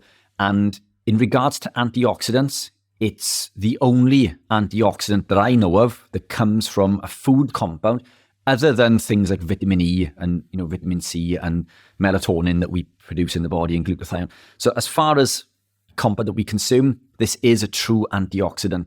Now, if we look at other so-called antioxidants, they're not actually antioxidants; they're pro-oxidants. Yeah. And we know this. This isn't breaking news. If you search for this, you will see that most antioxidants in nature are pro-oxidants. But the belief is that it has an impact as a pro-oxidant, which activates certain pathways in the body, which lead to an antioxidant effect, which they do.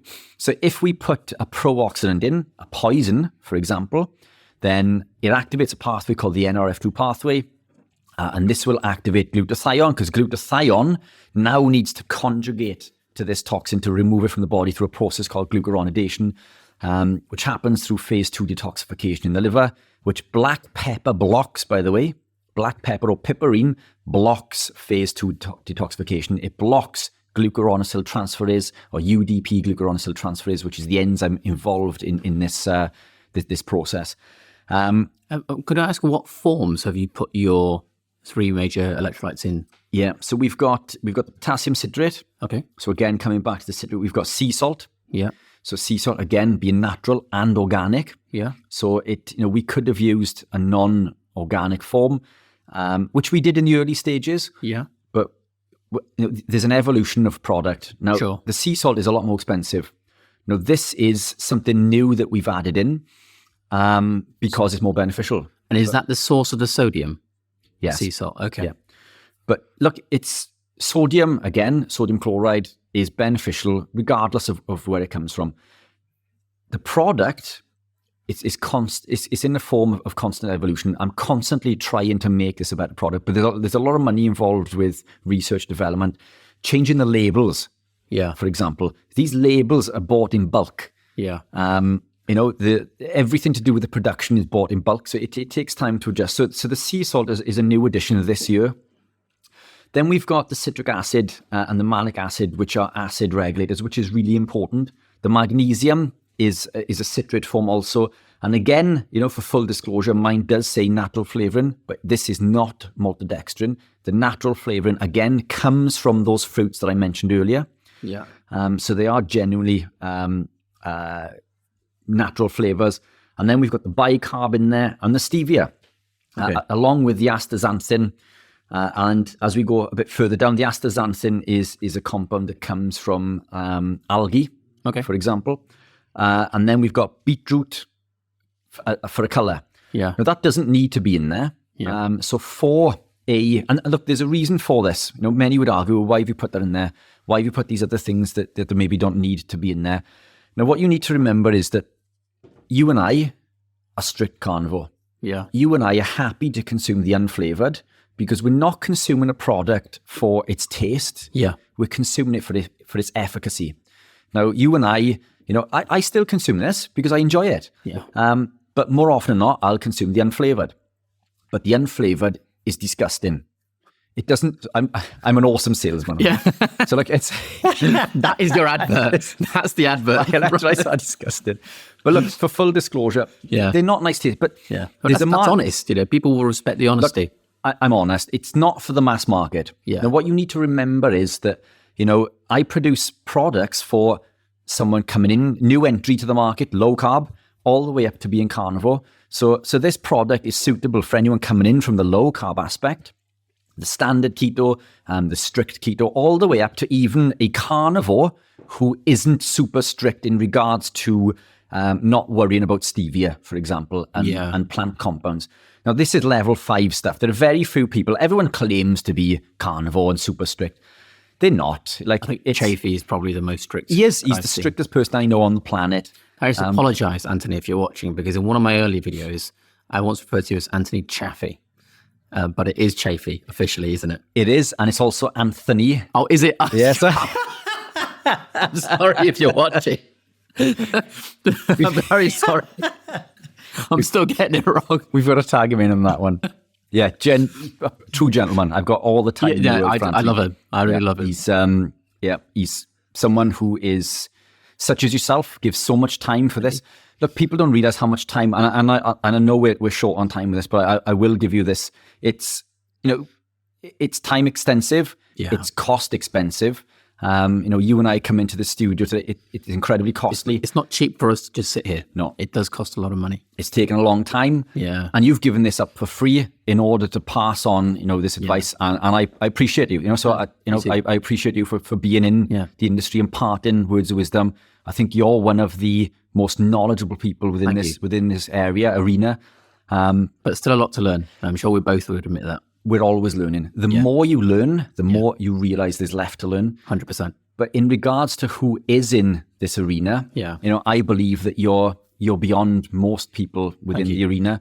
And I do believe that your YouTube channel will reflect this, in the future. But appreciate you and everything that you do. I think it's incredible. And Anthony is another one of these. Yeah, he's a 100%. giver. He is genuinely the person that you see. He's a true gentleman. Yeah. And he's in this for all the right reasons. So all the respect in the world for Anthony. So where were we in regards to this? So this is a product that is super elite, but not the elitist. Now, when it comes to putting in, once you're adding flavors like stevia into to suit, the market, then this is a market that isn't so strict on other ingredients. So this is why I do make products that consume compounds that I tell other people, maybe that they shouldn't be avoiding in excess. I still consume them. Yeah. But the unflavored, which is the elite product, is not for everyone. And in fact, most people who try it do not like it. You're talking the Anthony Chaffees in the world who would consume maybe something like that. Yeah. Full disclosure, Anthony doesn't consume electrolytes. He has tried the unflavored. And he thinks they're disgusting. And he thinks they're disgusting, yeah. So if you're an elite carnivore and you have a requirement, which is going to be less, but many of us do, then that is the product for you. But it's not one for taste. The amount of stevia in this is incredibly low. So, you don't need to be overly concerned that it contains, and it's natural. And the way that we extract the stevia is done through a process that doesn't involve chemicals.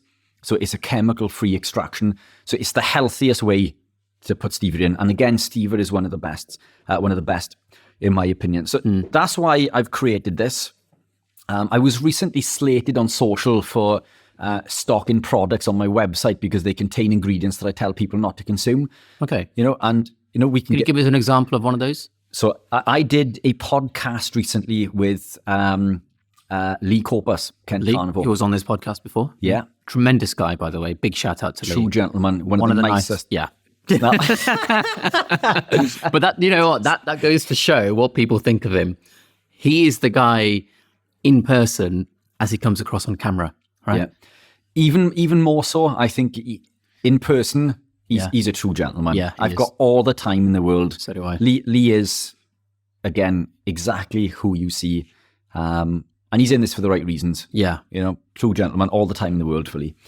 So I was lucky enough to be on Lee's podcast recently, and I'm talking about plant toxins and the effect of plant toxins.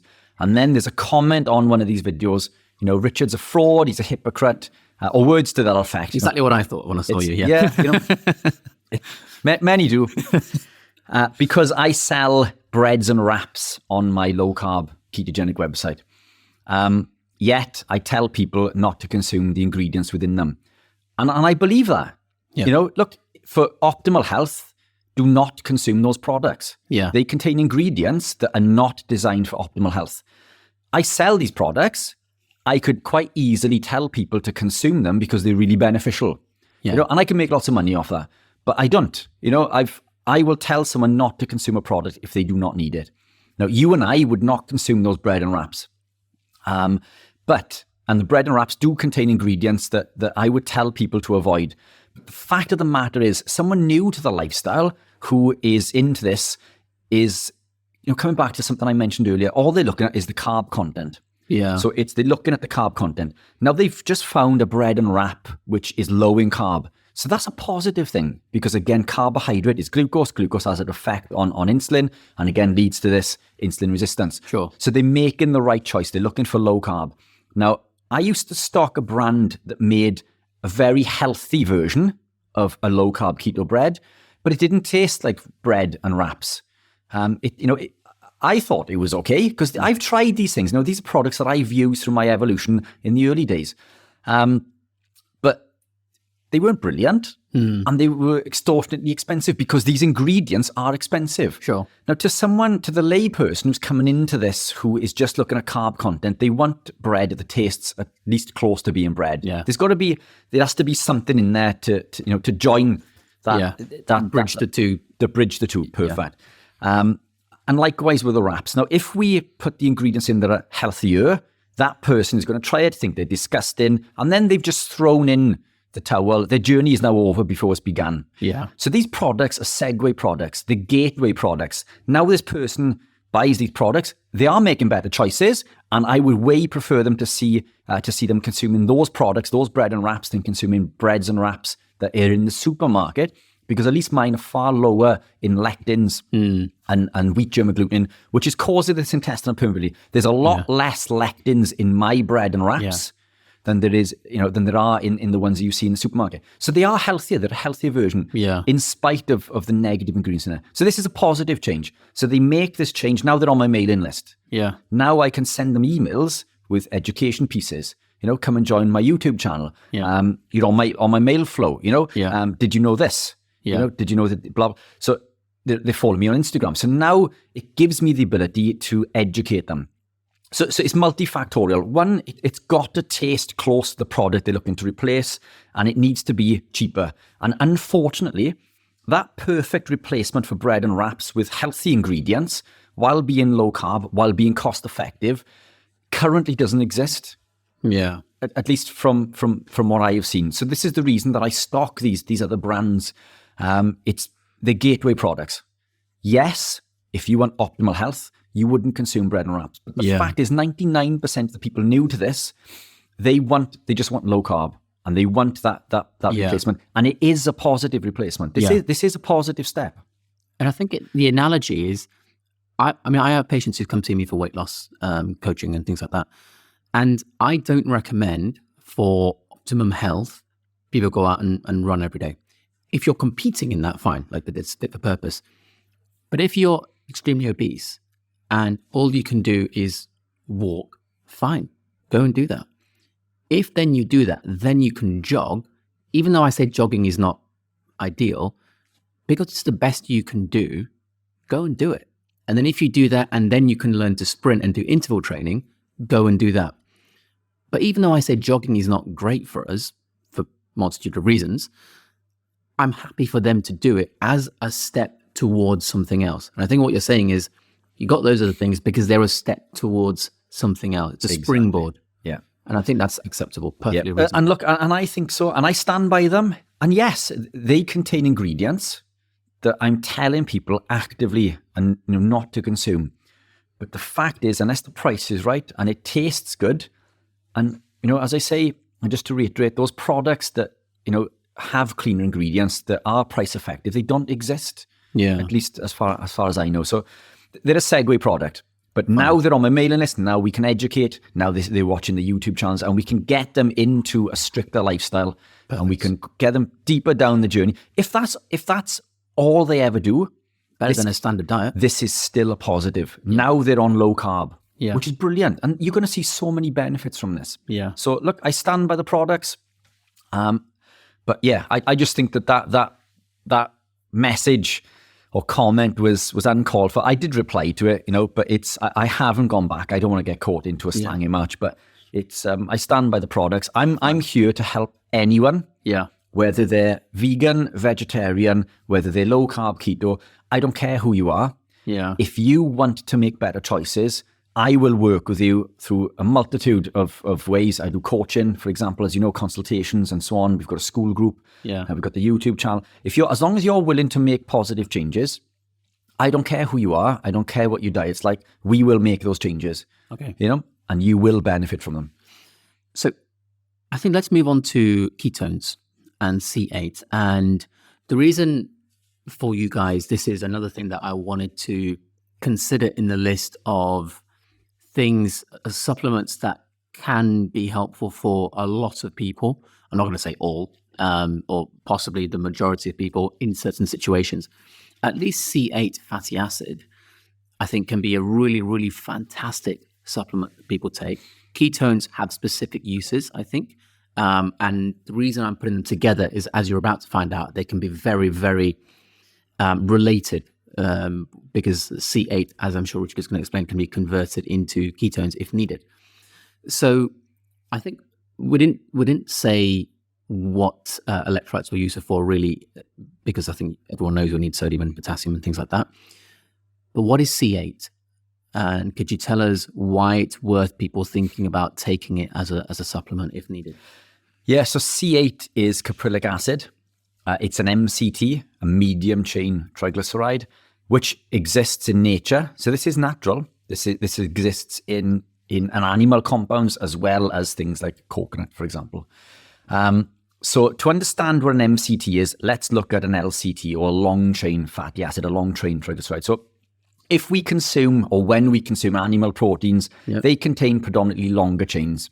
So these longer chain fatty acids, we put them into our mouth, they go into our stomach, and then they go into the digestive system, and then they're absorbed through the small intestine. Then they're sent through the lymphatic system via chylomicrons. So they're re-esterified into the chylomicrons, sent through the lymphatic system, and then they're sent to the liver, where the liver will instantly convert them into ketones, whether you are ketogenic or not. Okay. So long chain fatty acids. No, apologies. Right, I've jumped a step. The long chain fatty acids will go to the liver, and there they will enter beta oxidation. So the fats will be broken down into energy or stored, and we can get into the mechanism in regards to this as we go. So if we are consuming carbohydrates, for example, we'll store some of this fat.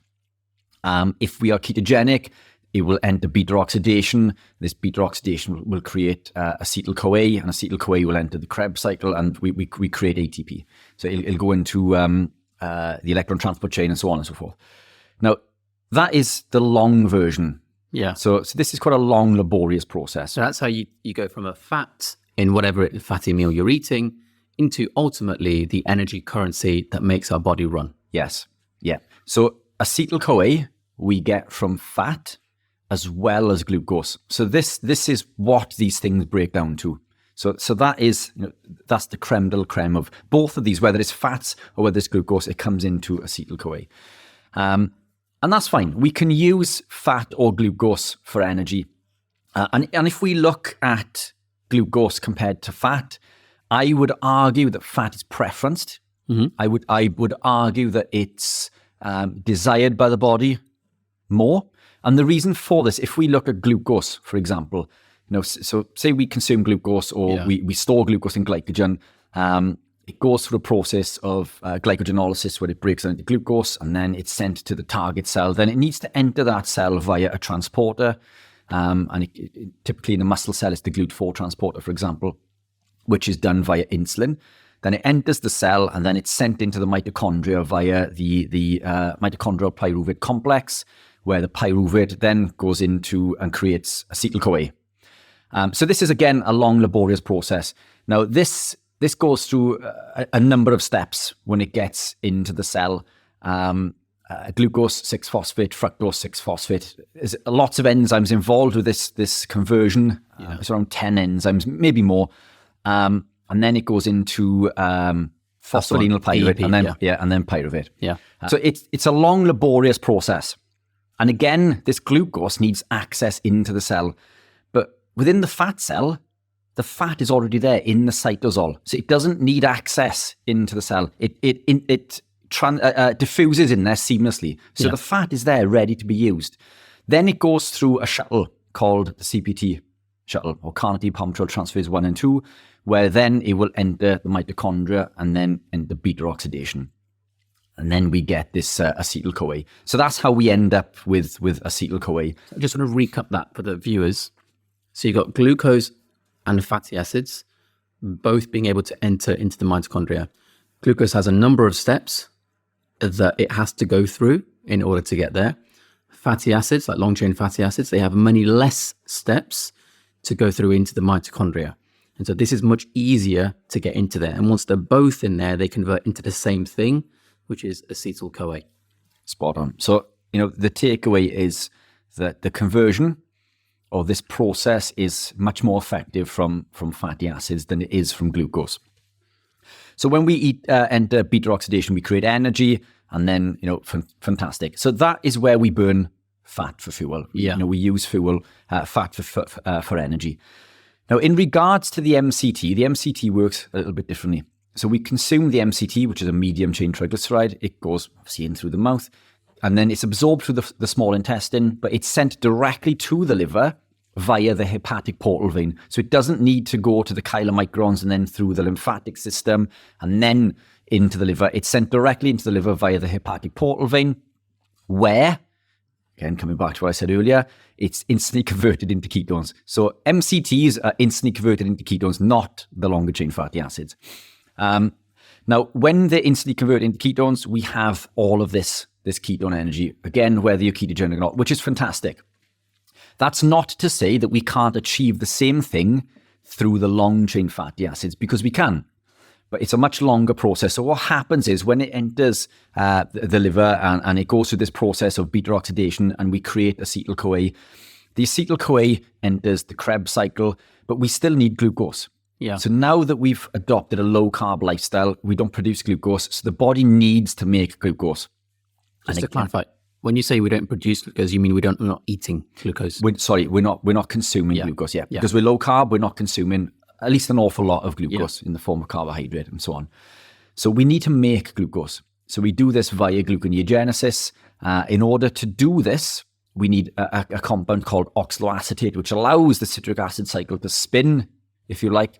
Because we've used up the oxaloacetate to produce glucose, the citric acid cycle doesn't work.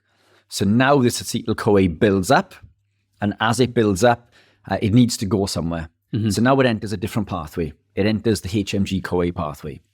It goes into HMG-CoA, and then through this process, it creates eventually 3 ketone bodies: acetoacetate, beta-hydroxybutyrate, and acetone. So this will happen whether you are consuming ketones or not, but it's a much longer process. And this is the whole foundation of being ketogenic, if you like. So we do this from stored body fat and we do it from dietary fat, but it's a longer process.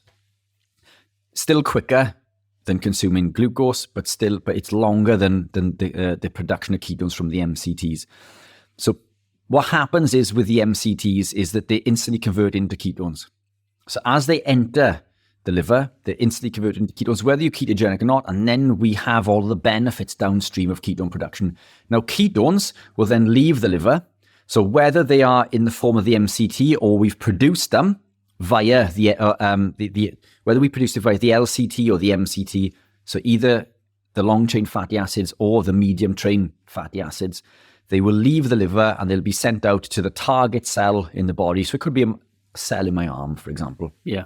And it'll transport through, and this is really confusing, it's transported via an MCT transporter. Yeah. Not to be confused with medium chain triglycerides. This is the monocarboxylate transporters. Someone had a practical joke there, didn't they? Is there? Well, recently or? Well, as in whoever named. It's all right. Yeah. Just to confuse us, exactly, as if it wasn't confusing enough as it is. Yeah. So the MCTs, ketones enter the MCT, the monocarboxylate transporter. And this is how they're sent to the target cell, and they'll go in via the MCTs, and then they'll go through a number of enzymes, BDH, ACAT, and SCOT, where, again, then they'll enter the citric acid cycle and create energy within that cell. So that's how ketones work. Now, we can do this via beta oxidation through us breaking down the long-chain fatty acids, or we can do it via the MCTs. The beauty with the MCT is it doesn't need to go through this longer, laborious process. As soon as it hits the liver, it creates ketones. And again, I can't reiterate this enough. It does it whether you're ketogenic or not. Now, being ketogenic and we touched base on this earlier in the talk, ketones are fantastic compounds. They're super beneficial. They allow us to block inflammation, for example. They allow us to breach the blood-brain barrier, so they supply the superior energy to the brain. They increase mechanical efficiency of the heart by as much as 35%. They increase blood flow by as much as 70%. So they do these incredible things. But this energy from ketones is superior energy. It's far cleaner, far more efficient, because when we process glucose damages the cells. Glycation. And it causes these free radicals and oxidative stress. And there's a number of ways that we can look at this. Now, the argument would be that glucose carries more ATP. So if we look at a glucose molecule, it produces around 32 ATP, for example. Ketones is 25. So the argument would be, well, glucose is clearly a better energy source because the end result is higher. But this isn't strictly true for a number of reasons. So if we look at the molecular weight of a glucose molecule, for example, it's 180 grams per mole. And then we look at the ketones, this is 104. So as a percentage, for the amount we've put into what we get out, ketones are around 40 to 45% more efficient purely on that comparison. So ketones are more efficient, and we can leave it there. Can I just analogize it for a second for people who don't understand what molar masses and things are? It's a bit like having a car that produces 1,000 horsepower and one that produces, say, 800 horsepower. But the one that is 1,000 horsepower might be like a 12-liter V12 engine, which is massive. But the one that produces 800 might be something like a 3-liter V6. It's less horsepower, but the engine is so much smaller that it's actually much more efficient at getting energy out of the fuel that it's using. Would you say that's a fair analogy? Perfect. It's lighter. Yeah. So, it's producing less energy, but it's much more efficient because the weight of the car is less. Yeah. And we can use this in athletic performance. This is why power to weight is really important. As a boxer, if you can maintain your strength and power and speed, but drop a weight category, then you're going to dominate. If you're a power lifter, it's the same thing. If you can drop a weight category but maintain your strength, then power to weight is better. Tour de France teams, there's pictures of them just downing ketones like it's a student in a frat party downing a beer. Yeah. And whether they are fueled by glucose or whether they're ketogenic, I would question what many of these say and do, because they are governed by the sponsors. And I understand this. They earn their money from sponsors. That's not to say that the carb athletes don't exist, but either way, they still use ketones because ketones supply a far more efficient energy source. Yeah. Period. But it goes beyond this mass of each molecule.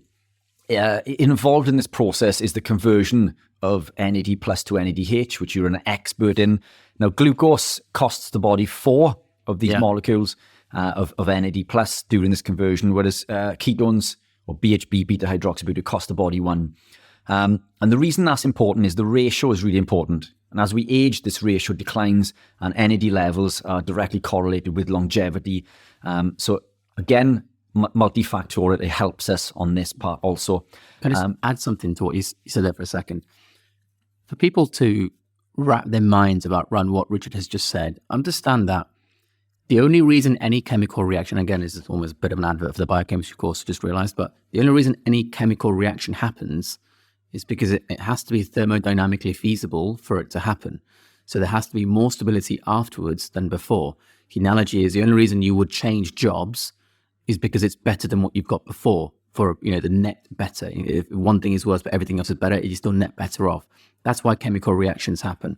When a chemical reaction is not necessarily thermodynamically feasible, what happens is that reaction is then coupled to another one, and the net combination of those, net couple, is then thermodynamically feasible.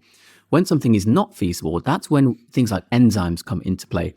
That's when commitment steps come into play. For example, when you're using up ATP, which then donates a phosphate and goes to ADP, adenosine triphosphate, adenosine diphosphate, because it's given one off, the release of one of those phosphate groups in that reaction then makes it thermodynamically feasible, so it continues. So when Rich is saying that glucose requires this to happen in terms of NADH to donate a hydrogen, or this reaction for ketones only needing one, then what that's saying is theoretically a much more thermodynamically feasible pathway, because you're not having to put as much in to let it happen. So if you're having two jobs to do, one requires way more commitment to get the same result, and this one requires less effort to get the same result, which do you think is going to be better for you overall? And that's the same for the body. So looking at the thermodynamic feasibility of chemical reactions teaches you what the body is, better off doing in terms of, in this case, fuel source selection. And that's why ketones are such a universally sort of beneficial substance in the body for every single human being. I'm not just talking about exogenous, but endogenous as well, because it allows us to create more thermodynamically feasible fuel source selection. Sorry to butt in.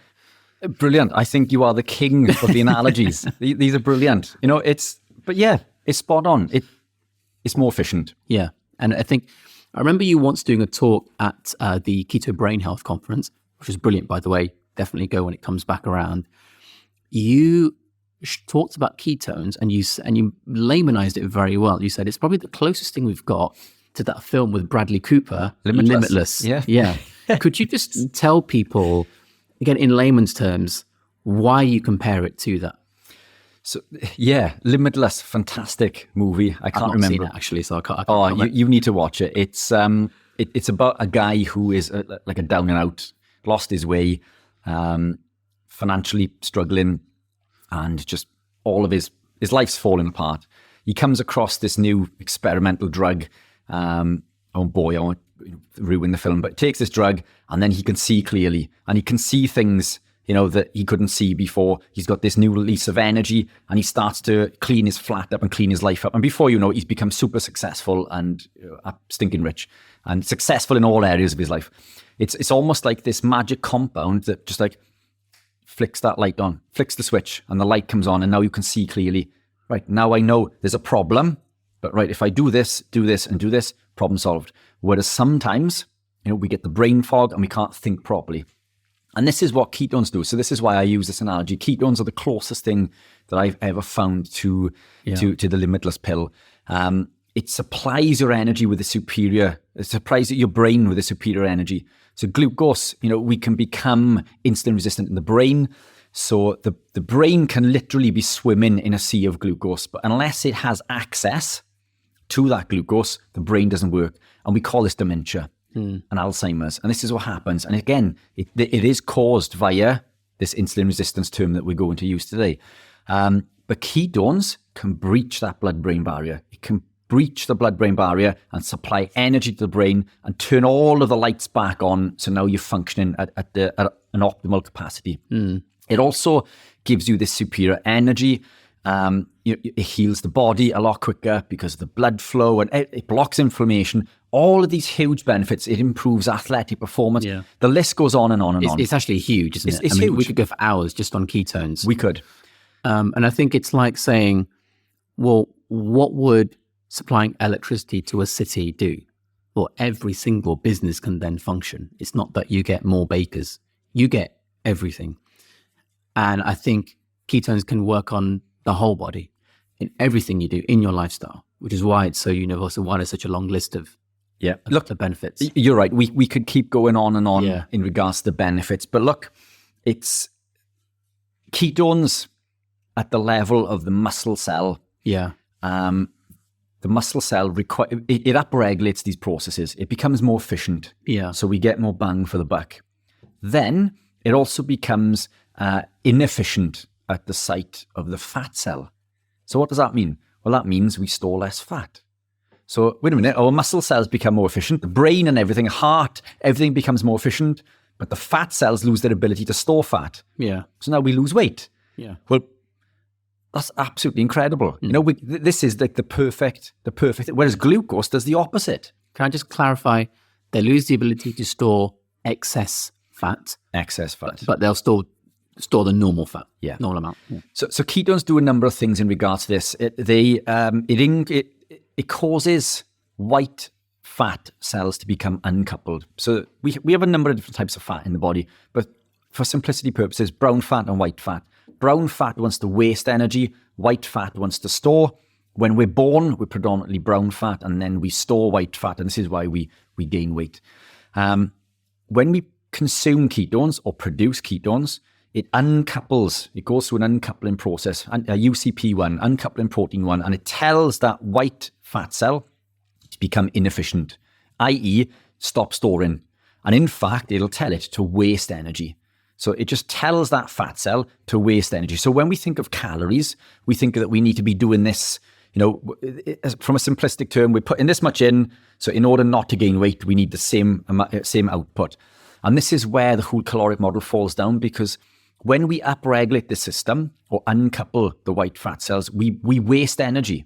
We waste energy. The fat cell just burns. It just wastes. It wastes energy. And that comes out via the breath and the urine via acetone, which is a wasted ketone product. Sure.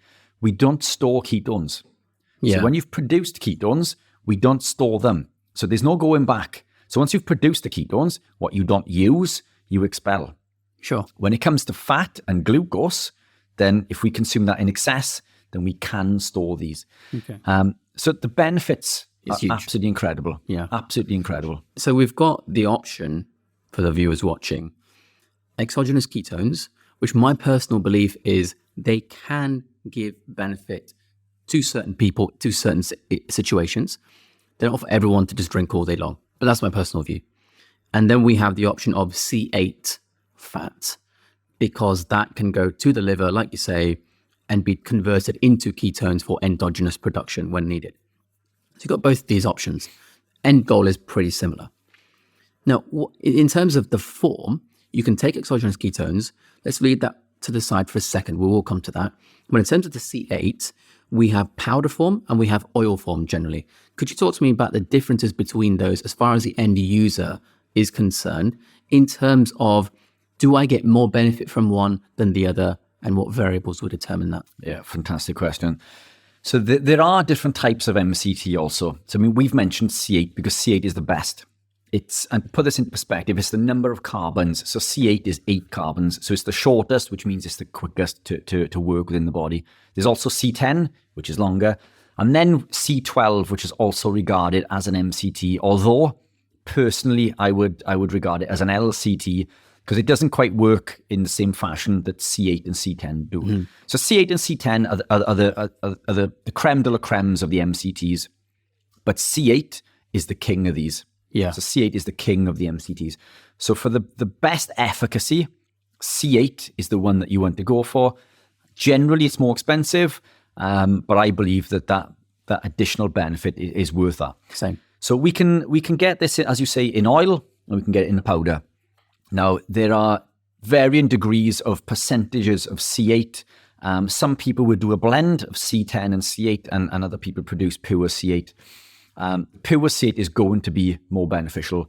The higher the percentage of that C8, the better, obviously. So the closer to 100, the better we are. And that is incredibly bioavailable within the body. We consume that, and that works and does all of these fantastic things that we've just mentioned. If you are new to the lifestyle, however, because we are now consuming fat, which we're not used to consuming, this has an impact on the digestive system. So in order for us to absorb fats, we need to upregulate bile production.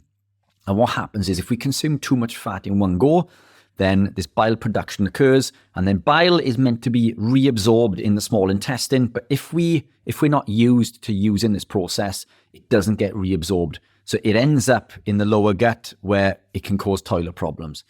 So consuming too much fat from the diet in general, or consuming too much C8, can cause this problem, which is well known within the community. Yeah. So here comes the powder version.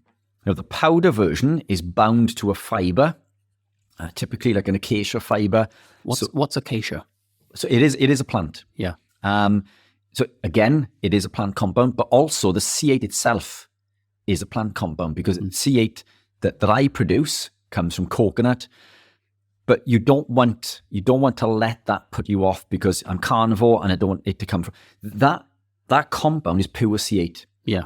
It's, you've gone in and taken out this compound in its whole form with nothing else. Yeah. Whereas coconut oil, for example, still contains other remnants of the other things that were in there.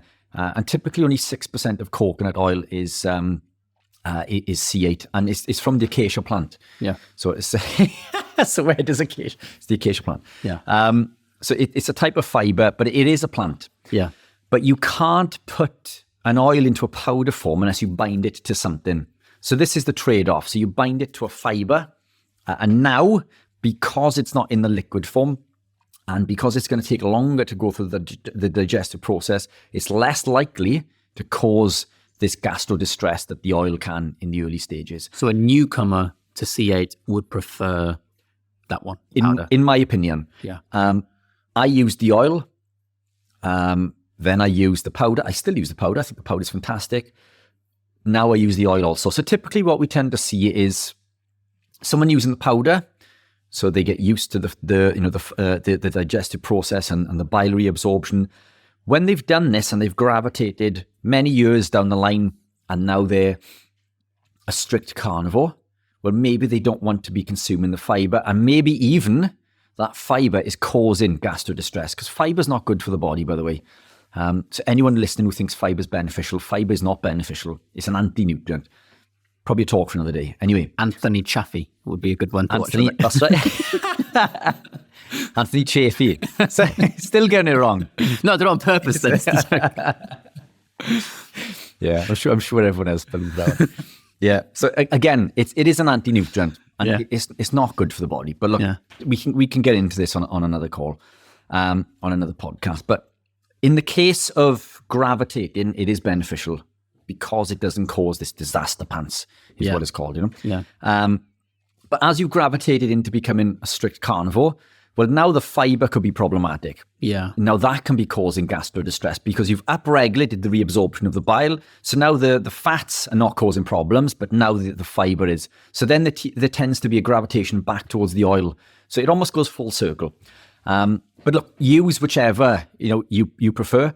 I use the powder. I mix the powder with other things. I mix it with my electrolytes. I mix it with the exogenous ketones that I use, and I can explain why when we get into the ketones. But those are the two different types. But the percentage of the C8 in the powder is going to be less because a percentage of that powder needs to be fiber. Yeah. Even though the percentage of the C8 is the same, the percentage of the product as a weight is going to be less. Yeah. So the best bang for your buck is the oil. Yeah. But the powder seems to be far more beneficial to most people as they gravitate particularly into their journey. Yeah, I mean, but in personal experience, I tried the oil initially. Yeah, toilet problems. Then I switched to the powder, a small amount, and then worked my way up to a full scoop. I can take 2 scoops, and then it was fine. Now I actually stick mostly with the oil because I don't have fiber. So now the fiber in the C8 powder is not great for me. So then I switch back. Do you find that that's quite common? Yeah. So that's exactly what we've just said, isn't it? Yeah. So I mean, you've just reinforced what I've explained about the cycle. It is incredibly common, but look, that's not to say that the powder isn't beneficial. Like for me, I compete in duathlon and running and cycling. So I will still add the powder to my bottle with other things like electrolytes or the exogenous ketones, because the oil in a bottle can become messy. It can leak. And the last thing you want to be doing is touching these oily, greasy bottles and trying to drink. And it stays on the top. So if you add it to like coffee, for example, you'll have a layer, which I quite enjoy when I was drinking coffee. I no longer drink coffee. It'd have a little layer on the top, which I used to find quite indulgent and quite satisfying. But when it's in a bottle that you're running and, you're cycling, or in the gym, even it can become messy because it gets everywhere. So even in this case, for someone who is more advanced, then maybe there would be an argument there to use the powder also. And then in terms of the ketones, in terms of an ingredient list, obviously we've got the acetate. Is that what it is? In regards to... And then BHB and then acetone, the 3 different ones. BHB. Yeah. So BHB, yes, is the one that you will get in actual ketone exogenous supplements. Is there much to differentiate ketone supplements in terms of what people should be looking for in terms of the ingredient list? Ketone supplements, yes. So, I mean, again, you just mentioned the 3 ketone bodies. Yeah. Ketones can become incredibly complex because fructose is a ketone. The terminology behind a ketone it gets super complex. For simplicity purposes, we call ketone bodies something different. And these are acetoacetate, acetone, and beta-hydroxybutyrate. Acetoacetate is interchangeable, acetone is wasted, and BHB is the creme de la creme. So once acetoacetate has made beta-hydroxybutyrate, this is the creme de la creme. So as we begin our journey, the body is inefficient in the early stages. So when we measure ketones via the breath or the urine, we do this with a breath monitor or urine strips, that is detecting acetone, which is a wasted ketone product. It's wasted because those monocarboxylate transporters, the MCTs that we mentioned earlier, have not been upregulated. And the enzymes that use these ketones in the body, BDHA, CAT, and SCOT within the cell, have not been upregulated. So there's a process of upregulation. Living the lifestyle upregulates this pathway. Taking C8 upregulates this pathway. And taking and consuming exogenous ketones upregulates this pathway. MCTs, interestingly, are also the same pathway that we use for hormone transportation. So our hormone production and transportation and usage is improved when we become ketogenic, which is another benefit that we just didn't mention. But also, it upregulates these pathways so the end product is more attainable and achievable. Yeah. And it will upregulate this process so we can get there quicker. So this is another benefit of doing that. But beta-hydroxybutyrate is the one to look for. This is the one that we want, but it takes time to upregulate to this. So it can take a long time. For some people, it's 3 months. For some, it's 6. For some, it's 12. Okay. So this is where the supplementation, for example, of the C8 and or ketones can help upregulate. You can do it naturally through high-intensity training. So as you mentioned earlier, one of the best forms of training is HIIT-style training, sprinting. Or if you're new to running, I wouldn't recommend sprinting because you go into damage. That needs to be built up slowly. But you could do some rowing, high-intensity cycle. I was just about to say that, yeah.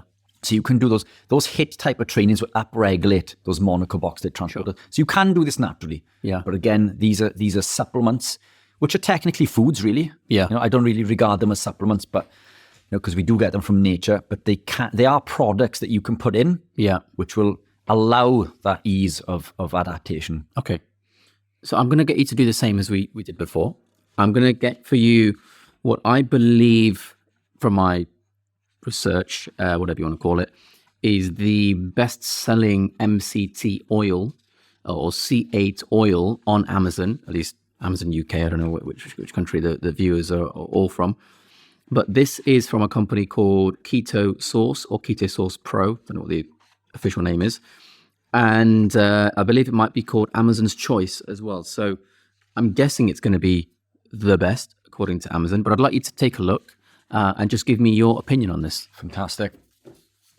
So yeah, I know Keto Source very well. It's a very good product. Yeah. So this is, as you say, the leader on Amazon. And it's a good product. If you're using this it's C8 and it's a high percentage C8, which is fantastic. Yeah. It's not the highest. Yeah. This is a competitor of mine. I'm not going to put you off this company because it's a very good quality C8. But I believe with this, there we are, fantastic. Assertive analysis. So I'll show to the camera there. I don't know if you want to zoom in. Can you just show the camera the front page as well, just so they know which product I'm referring to? So that's what it looks like. Yeah, and you'll see that on Amazon. Yep. So this is Amazon's Choice. It's the biggest seller, and it is a very good product. It's pure C8. So again, there's no C10, which is fantastic. And then if we look at the percentages of C8 in there, 99.6 is the test result. So it's 99.6. Well, that's pretty close to 100. What does that mean, purity?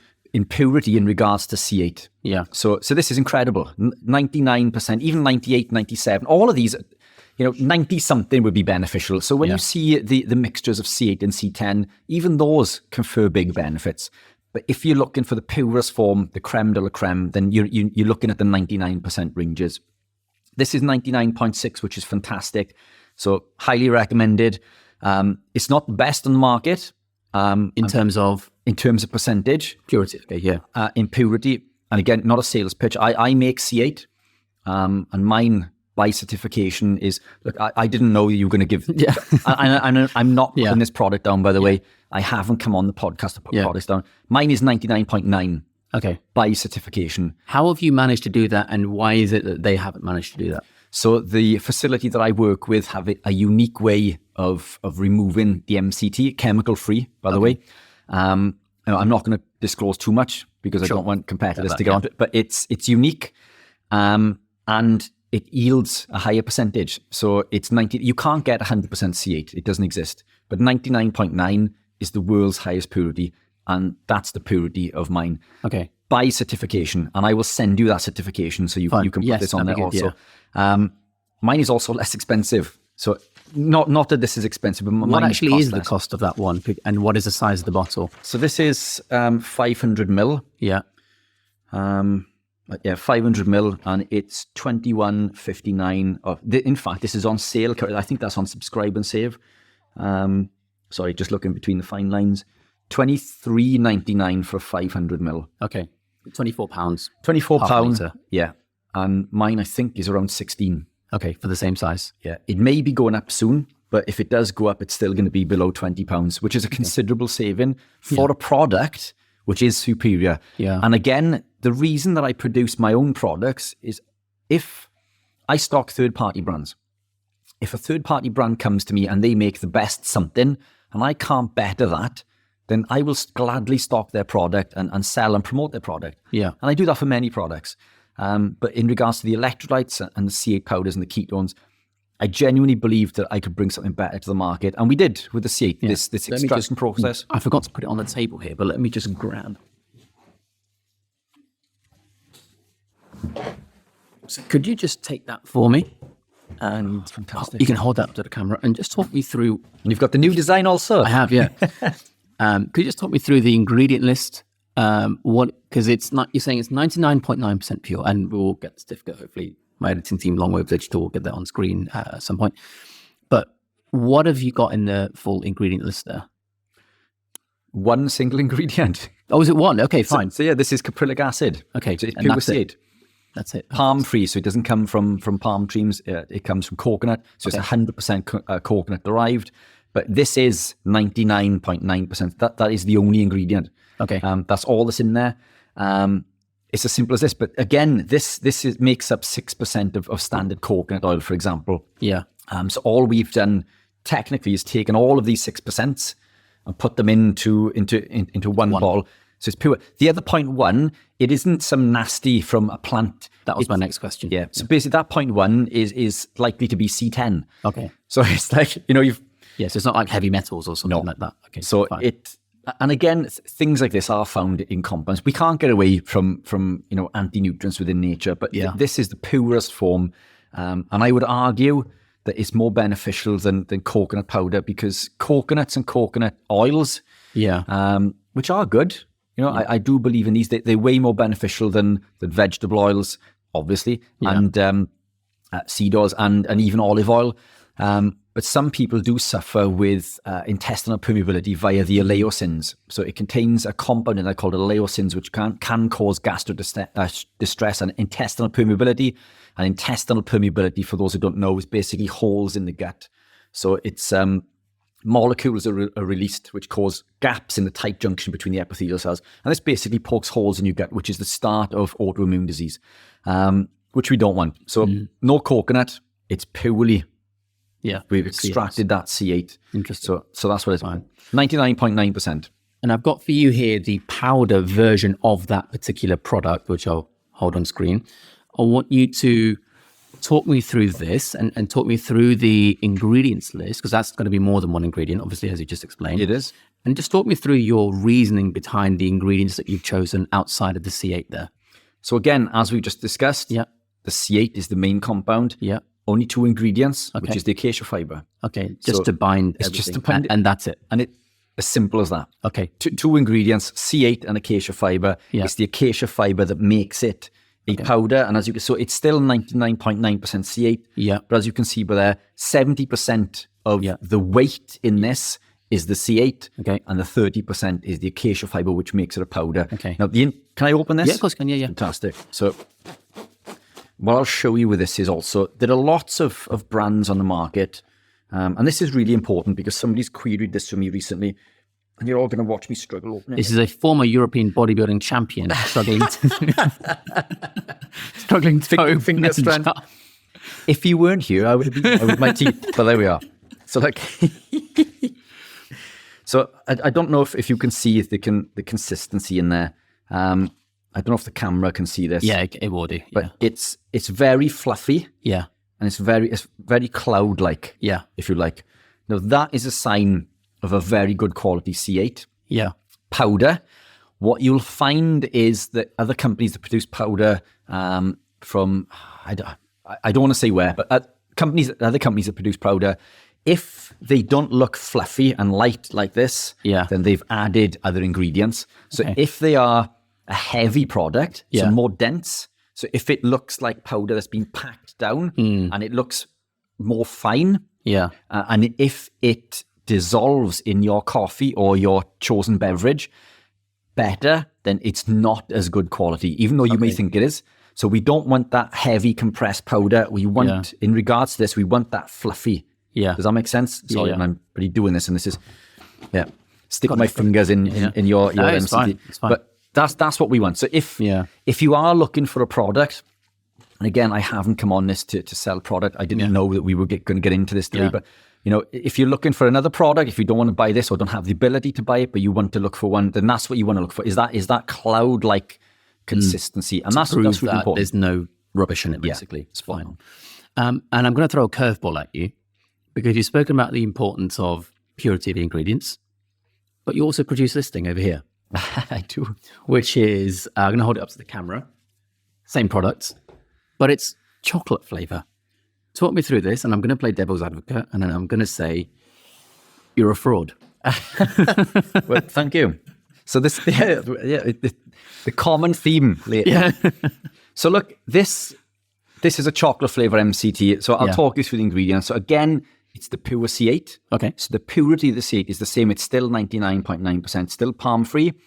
We've added cocoa powder, which gives it the chocolate taste. We've added the sea salt, and we've added stevia.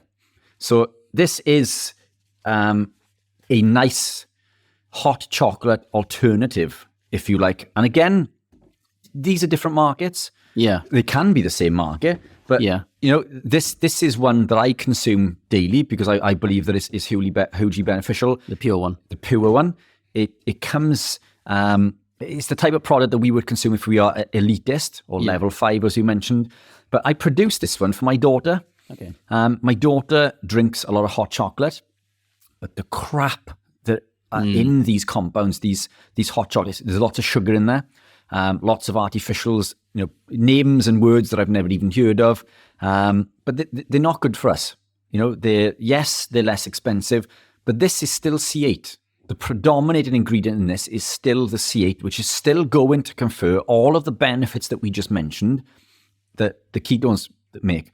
And they're different markets. So this comes back to this low-carb market, the ketogenic type market. So this is a low-carb ketogenic product, if you like. Like a gateway product. Gateway. But even still, I drink it. Like, I regard myself as a strict carnivore. I've developed this product, so I had to taste test and formulate all of this stuff. And it went on for months and months and months. It's taken an awful long time to produce this. Okay. Another product I stand by, I think it's incredible. If you like chocolate, if you want the hot chocolate, especially during the winter months, like sometimes I want a hot drink. I don't drink coffee anymore because of the acrylamide, and I believe that it's detrimental to the nervous system. Acrylamide isn't a good compound. I'm not telling you not to drink coffee, by the way, but it's a choice that I've made. Again, this level 5 sort of stuff. But this this is highly beneficial. It still produces the C8. It tastes like chocolate. To sit there in the evening with that nice hot chocolate that tastes nice. And the amount of cocoa powder and stevia in there is negligible. Could you tell us how much? So I'll get the sort of analysis, so you can put up the exact percentages. Yeah. We went through so many different specifications on ingredients, and I wanted to produce this without the stevia. Yeah. But my thought process was basically that when we added the stevia, it tasted so much better. Yeah. And we're already putting the cocoa powder in, which is not carnivore. Yeah. So, well, we may as well add the stevia to make the product taste better for the market that it's designed for. Yeah. So it's not aimed at the same person, both of these two products. No, I mean, look, you can. Anybody can consume these, but it's this is elitist, if you like. But I'm strict, and I still consume this because, frankly, I enjoy it. Yeah. I don't make a habit of consuming chocolate or other beverages, but it's the same as the electrolytes we mentioned earlier. Sure. I predominantly use the unflavored, but now and again, like I'll add the flavored version because it's nice, especially in cold water. It's really refreshing. Yeah. So it's this is one of the things that really a massive bugbear of mine within the carnivore community. It's incredibly dogmatic. That's not carnivore. This isn't carnivore. And the people who generally say this, they're not as strict as as we would be led to believe. But you don't have to be. Yeah, I agree. Purely strict. They're there for you to choose. Yeah. I do a flavored electrolyte. I do an unflavored electrolyte. You decide which one fits your box. Yeah. And it's the same with this. Yeah. But this has been a fantastic addition to my little girl. She's drinking it. Her mental energy is better. Her pouts, or when she throws her toys out. I say throws it. I was going to say throws her toys out of the cot. She's 10, but so as an expression. But when she has one of her mood swings, they're far less frequent now because ketones all offset this. Yeah. Ketones help us produce our neurotransmitters, and when we live in this sort of lifestyle, it balances the glutamate to GABA ratio. It increases the adenosine receptor. Yeah. I won't bore you all with this, but basically it makes us less stressed, less angry, less mood swings, but it supplies that energy to the brain, blocks all the inflammation, basically gives us this limitless effect from the ketones. But I stand by it. I think it's a fantastic product. Cool. You need to decide whether it's for you. I'm not saying that it's for you personally. Maybe this one is, but it's there. The choice is there. So call me a fraud if you want, but I stand by the product. The three you've just looked at, could you give us the price of those? Yeah. So these two are both $19.99. Powders, yeah. Yeah, so the two powders. The oil is currently $15.99 when recording. Yeah. We may need to bump this up shortly. I mean, you've just seen it that the next competitor to us who isn't as high percentage on the C8, they're charging even more for less, basically. Yeah, they're charging a lot more. So, I mean, that's £24 compared to our 16. Yeah. It is probably going to be in line with these other two products. It's probably going to be around $19.99. Okay. But currently, time of recording, it's around £16. Okay. So could you talk to me then about this particular product, which is available? In fact, no, just before we do that, I want to have a look at this. I'm going to hold this up to camera. This is a product called Ketone IQ. If you're in the space, you may have seen social media adverts for it. It's one of, I think fair to say, probably one of the most popularly taken or one of the most prolifically sold ketone products now. I think partly because of the partnerships they have with professional athletes who take photos with them and things like that, for the reasons we've just talked about, improved athletic performance. I want you to have a look at this, and not a C8 product, but an exogenous ketone product. Talk me through your opinion on this. Yeah, so this is a very good product. It's ketones in its raw form, if you like, what we call like a ketone acid. Yeah. So this isn't bound to electrolytes. So, we can get this, which is called a ketone ester, or we can get ketone salts. Yeah. The other one that you just showed is a ketone salt. Yeah. And we can go into the benefits of both as we go along. This is a great product. I mean, other ingredients on there, we've got monk fruit extract. Yeah. Not a big fan of monk fruit, but look, there are far worse things to be consuming. Yeah. Again, we've got the citric acid. Potassium sorbate, that's been known to cause damage to DNA. Again, the amount in there is probably negligible, but I do actively avoid potassium sorbate, for example. And then the other ingredient we've got there, potassium benzoate, and citric acid, natural. So the natural flavoring, we don't know what the natural flavoring. But look, yeah, full disclosure, this is a fantastic product, highly effective. All the pros are using it. Easy to consume. It's in a shot and you drink it. It's something that I'm looking to produce potentially moving forward. Yeah. Price $108. So is that per month? Unsure. I mean, there's 30 servings. I think that 108, I might be wrong on this, but I think that's for enough bottles to cover 30 servings. I may be wrong. If you're from the company, I apologize. 30 servings, you are spot on. And 10 grams of ketones per serving. So yeah, look, this is a fantastic product. It also supplies the caffeine shots. Yeah. So if you want to use that in synergy, which is an incredible thing to do, by the way, if you consume caffeine with ketones, it upregulates the body's ability to use them by quite a lot. And it also bridges the gap, if you like. So for example, if we consume caffeine gives us this kick. And then just behind this, we've got caffeine doing this, then we've got the BHB doing this. And as the caffeine stops working, the BHB sort of carries on. And this is where we get the prolonged usage or benefit from the ketones, especially in athletic performance. Yeah. But this type of serving could be enough to last an endurance athlete for maybe 3 hours, depending on intensity. If you are sedentary, you can reap benefits for 6 to 8 hours. Again, depending on how active you are and so on and so forth. But yeah, this is a fantastic product. It's an ester. Esters have been known to cause liver issues. The research is early, so I'm not going to say anything detrimental in regards. This is a fantastic product. There's no two ways about it. It's a market leader, and at that price per serving, I think it's incredible value also. Yeah. The downside to this for anyone viewing in the UK is the shipping is going to be a little bit more expensive. Okay. But yeah, the pros are using it, and for good reason. It's a very good product. Okay. So I think this is, I don't have the box here because it's too big for my bag, but this is the equivalent that you produce. So it's ketones plus a little bit of caffeine in there as well. However, the ingredient list is very, very different to what you've admitted is a very good product. Could you take this for me and talk me through your reasoning behind the ingredient list?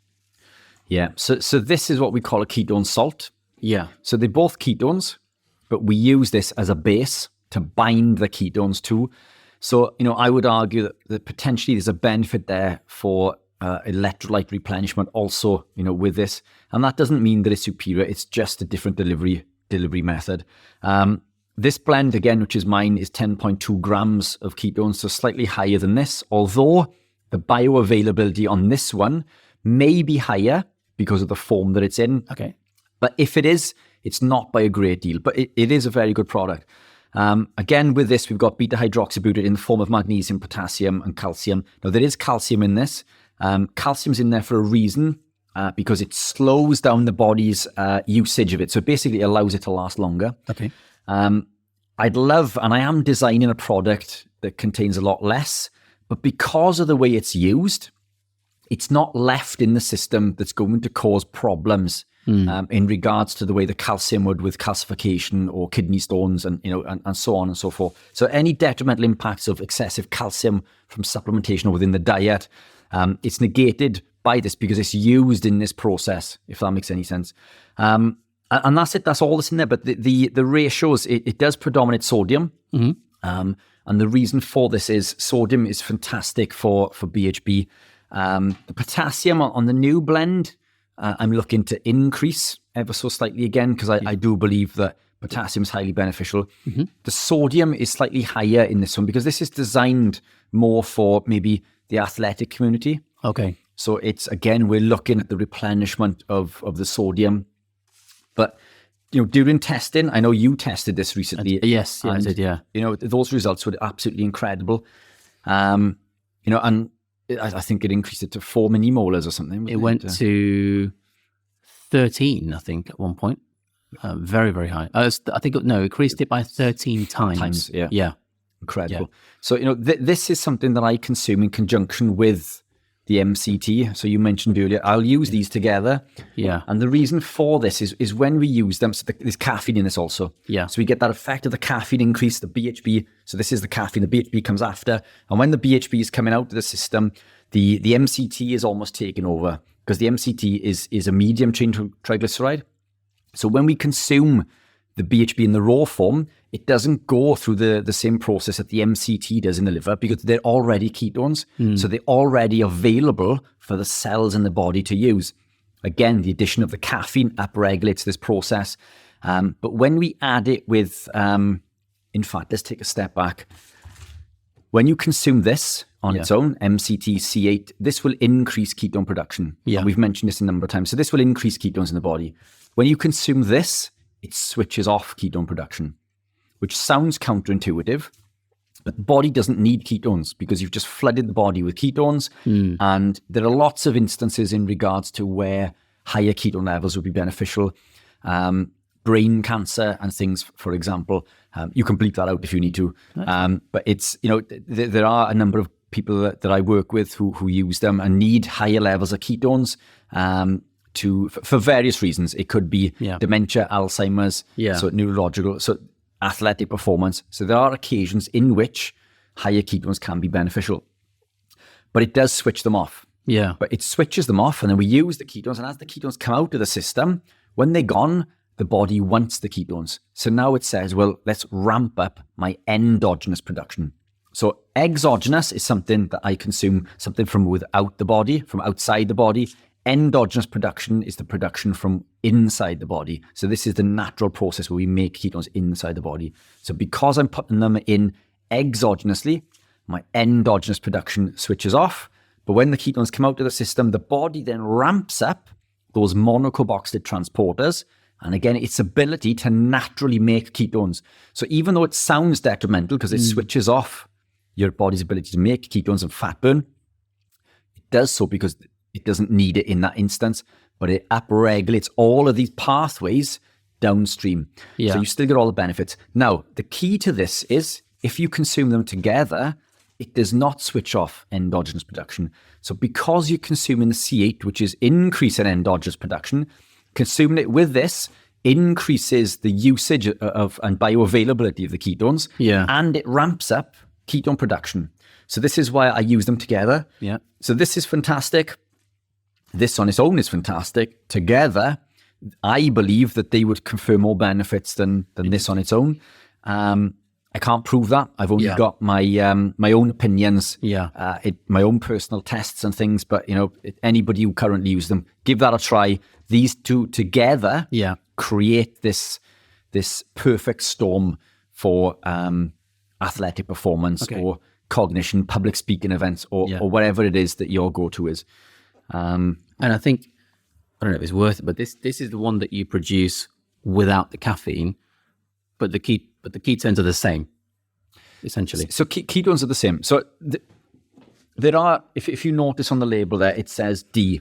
Yeah. So as an expert in like amino acid absorption and usage and things, we have D and Ls, which are effectively the different side of the same coin. Yeah. Amino acids work better with the L. Ketones work better with the D.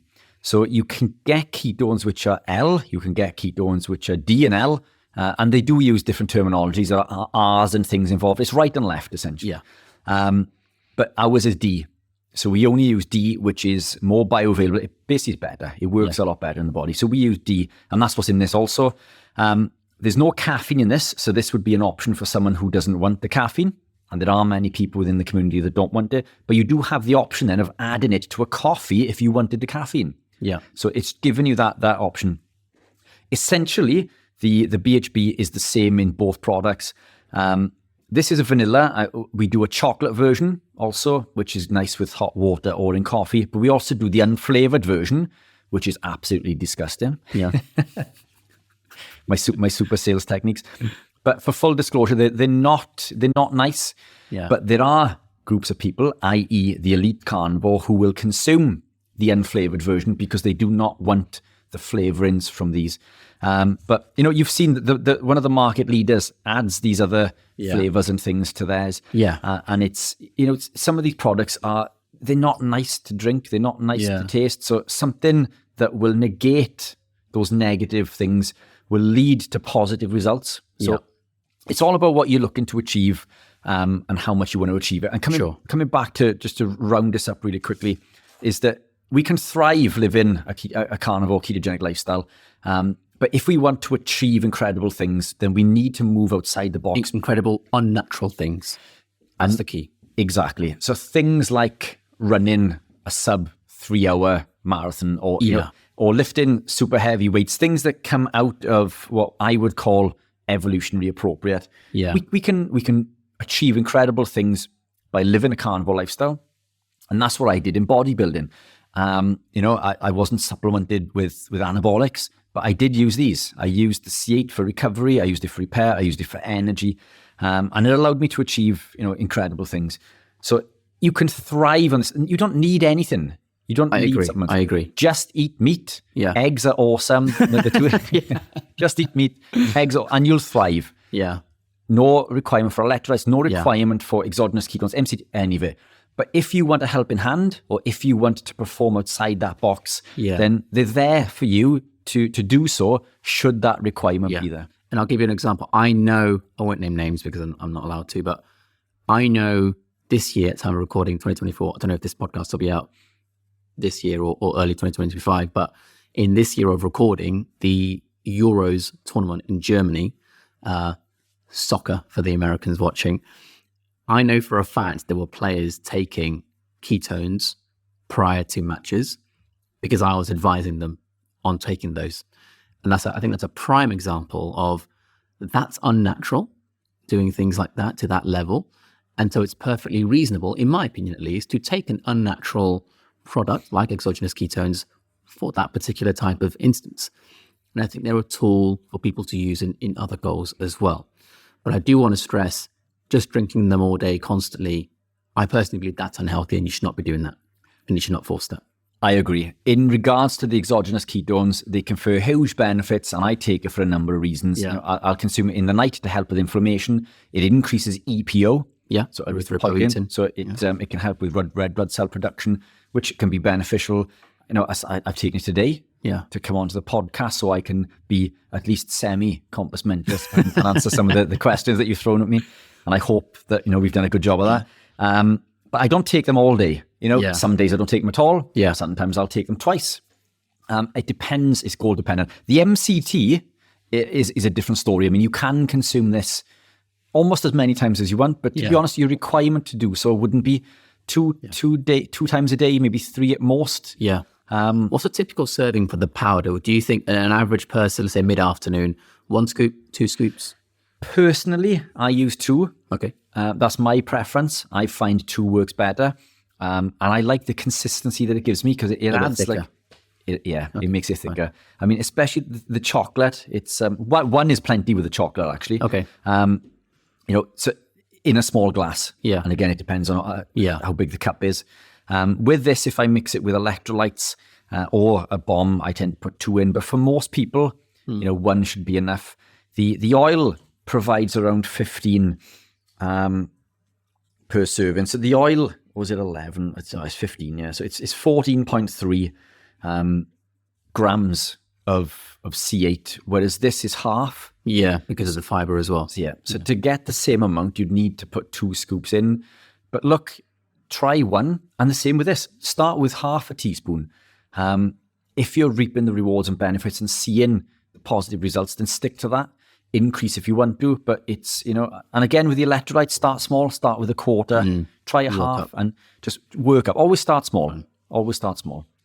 So I want to move on to the final kind of product category. Again, I'm classing this as universal because I think if you're transitioning into a diet and lifestyle that we are both more fans of, you're going to get cravings. You're going to want to eat ice cream or whatever it was.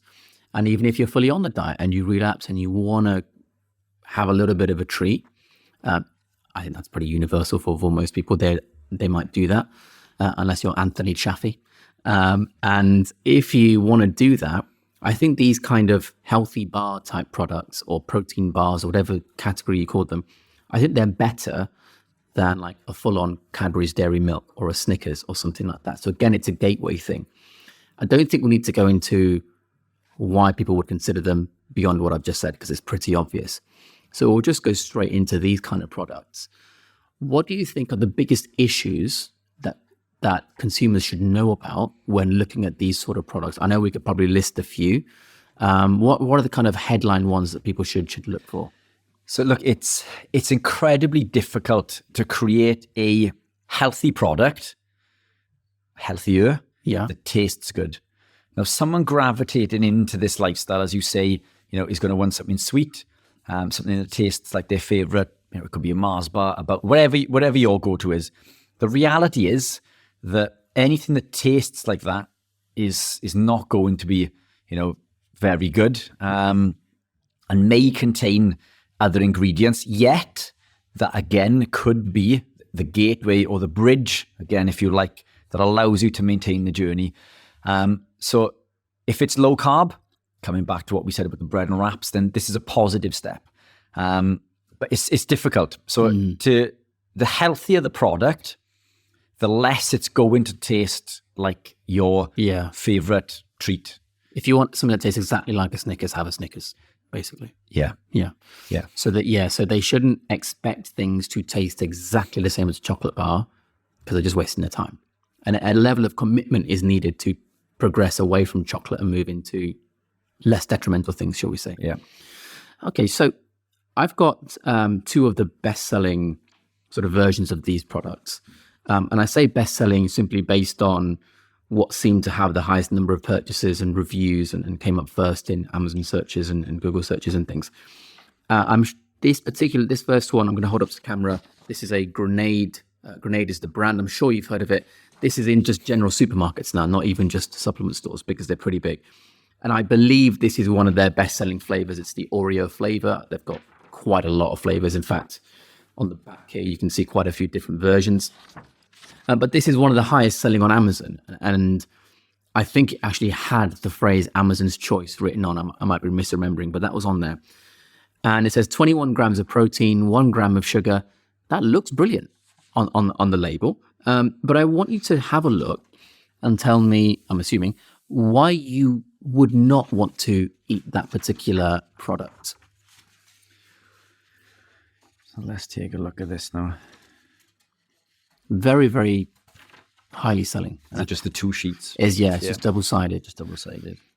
No, it's a shame that we don't have nutritional breakdown on this. We should have got that. But look, I mean, there's a big list of ingredients in there for a start. Yeah, that paragraph in the middle. But again, look, if it's low carb and it's beneficial, then I'm all for this. Again, it's a stepping stone. Look, we've got milk in there.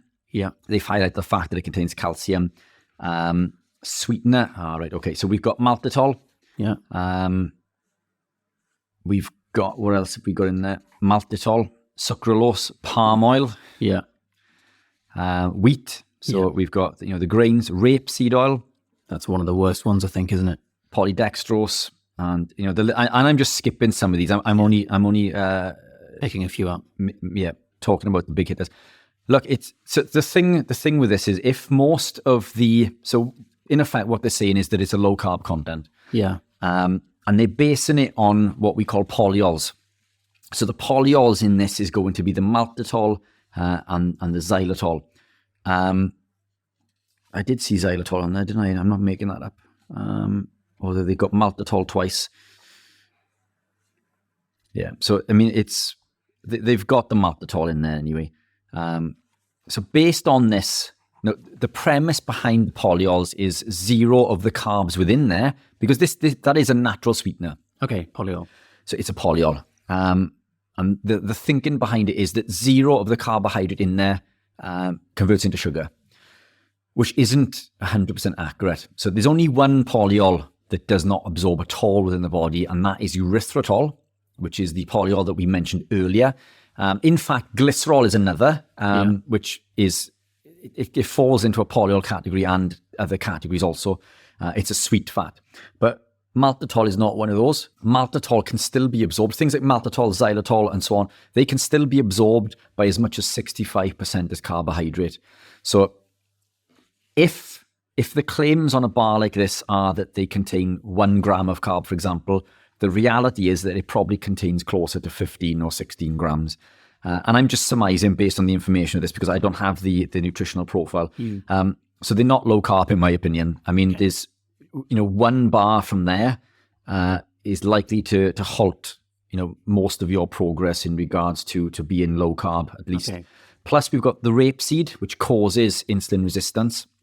So again, that's you're almost you're doing this low carb thing with compounds that are still eliciting an insulin response and adding additional compounds like the rapeseed in, which are causing this insulin resistance also. And then we've got the other compounds in there that cause the wheat, which is going to cause, the intestinal permeability. Again, from a carb perspective, that isn't the problem. It's the other things. It's the sweetener in regards to the maltitol. Yeah. And the rapeseed. Those are, and we go on. I mean, there's lots of others in here, but that to me, I wouldn't class that as a low carb bar, at least. Okay. So low carb is almost like an umbrella term, and it can mean different things. Yeah, and to put this into perspective, if we want to maintain a ketogenic state, for many people, we need to be consuming less than 20 grams of carbs a day. Some can do less than 50. 20 seems to be the benchmark for me, at least in regards to the research that I've done and the people that I work with. Now, if this were actually to contain 15 grams, and you can only consume 20 within a day, then you're almost over your limit. So if you are living a low carb lifestyle and you think that this only contains 1 gram and you've got 20 to work with, well, you're going to be inclined to consume not just one of these, maybe 2 or 3, and now you're up to over 30 grams. And then you may be living a ketogenic lifestyle and consuming other things that contain carbs. So now you're not even ketogenic. So this can halter your progress. I wouldn't regard it as a low carb bar to the low carb ketogenic market per se. But I would argue that based on the list of ingredients, the carb content that you just give me is not actually the carb content that is within. I think that's quite a very important thing for people to take from that. If it says 1 gram carb, you have to do more research. Yeah. Well, it says on the front there, 1 gram of sugar. Yeah. Carbs is sugar. Yeah. So what many companies do is hide the carb thing. So they may, they'll hide the carb content. So it may contain 10 grams of carbs and they may say of which sugar is 1. Right. And it does say sugar on the front. And it says sugar. So they're not saying 1 gram carb. Yeah, it's saying 1 gram of sugar. But all carbs break down into sugar. Sure. So when companies use this, they basically, it's false advertising, in my opinion. Yeah. Because what they're saying is that the carbs in there will only sugar to 1 gram, which is a fallacy. Any carbs that don't sugar immediately will store as glycogen.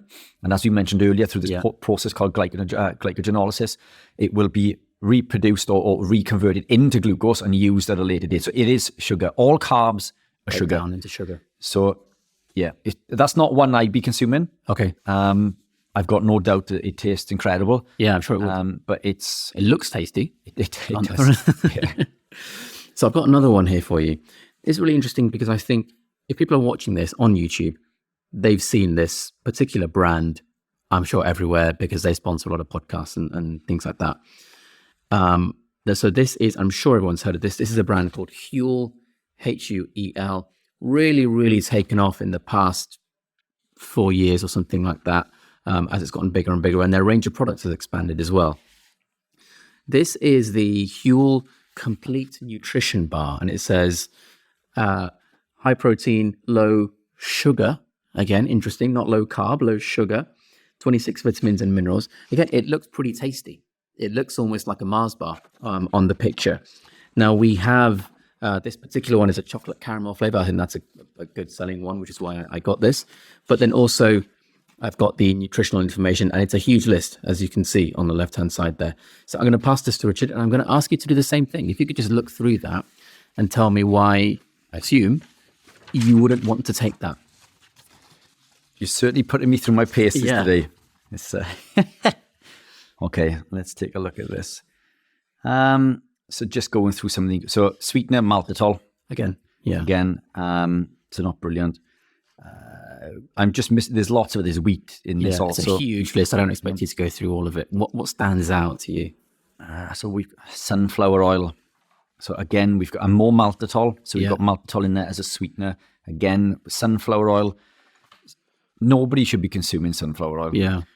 It's look, again, I understand. So let's park the sunflower oil for a second, because I get the premise behind the carb content. So let's overlook that and move on to everything else. We've got magnesium phosphate, magnesium oxide, which is the low bioavailable one that we mentioned earlier. So there's zinc, there's iodine in there, fantastic. Does it say what form of zinc at all? Where are we? Zinc as zinc oxide. Okay, so at least say the form. Yeah. So again, it's going to be a low bioavailability. Do you think that's done for price reasons? Because I'm sure they could have looked at magnesium glycinate or citrate or malate or something like that. Possibly. But look, we'll get into this as we go along, because look, I mean, you read this and it sounds incredible. Yeah. Vitamin A, it's not retinol. So, I mean, it's not Is it beta carotene? It's not, it's retinol acetate. Okay, it's not acetate. Yeah. Yeah. We've got niacin, which is nicotinamide. That's okay. Vitamin K is K2, which is quinacridone 7. Does it say whether it's trans or cis form? It doesn't. Okay. It doesn't, which I know you're a big fan of. They've got vitamin B12 as cyanocobalamin. Okay, so not methyl. So, which means that it's bound to a cyanide molecule. So B12 in the cyano form, I wouldn't consume. Neither would I. Methylcobalamin would be my choice. So not the best choice of B12. Then we've got, there's lots of others, in this, and it looks fantastic.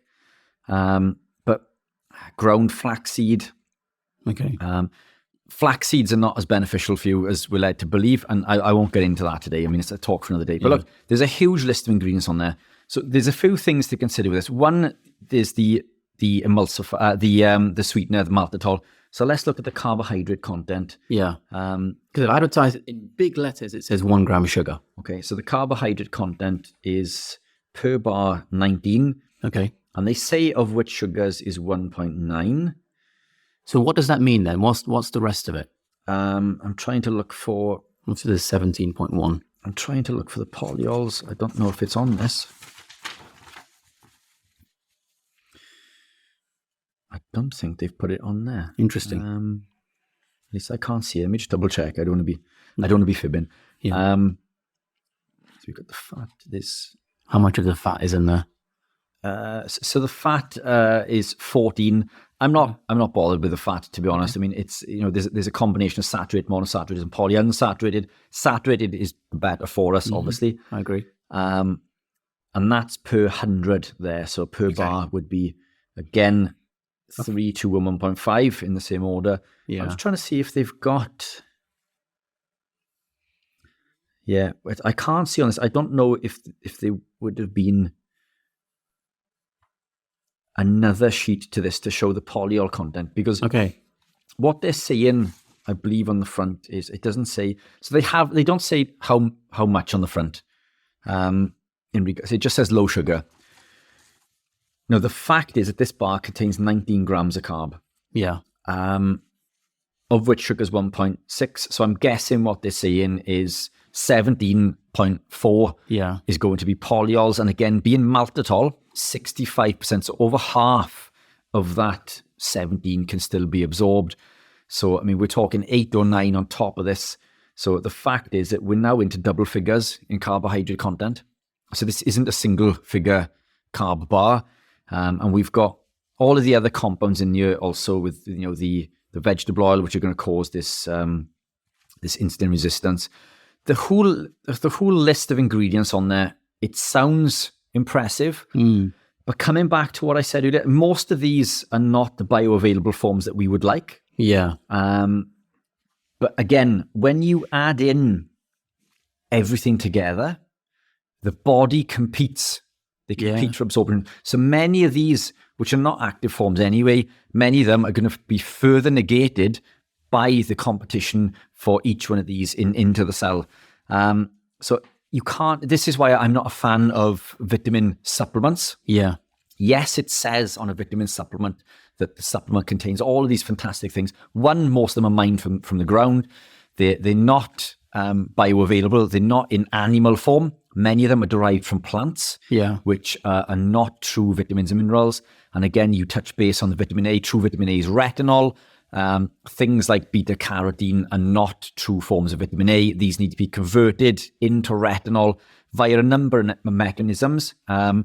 But in order to do this, it's depleted by over 20 times. One of the compounds involved in this transition is T4 and BCMO. So BCMO is involved in it. So yeah, the enzyme BCMO. But from thyroid perspective, T4 is also used in that conversion. So this, this is why many people who consume a plant-based lifestyle can have thyroid problems, for example, because they're depleting their T4. And if they don't have enough, then they can no longer convert. You can consume all of the beta carotene that you want. You're still not going to reach the active form of retinol.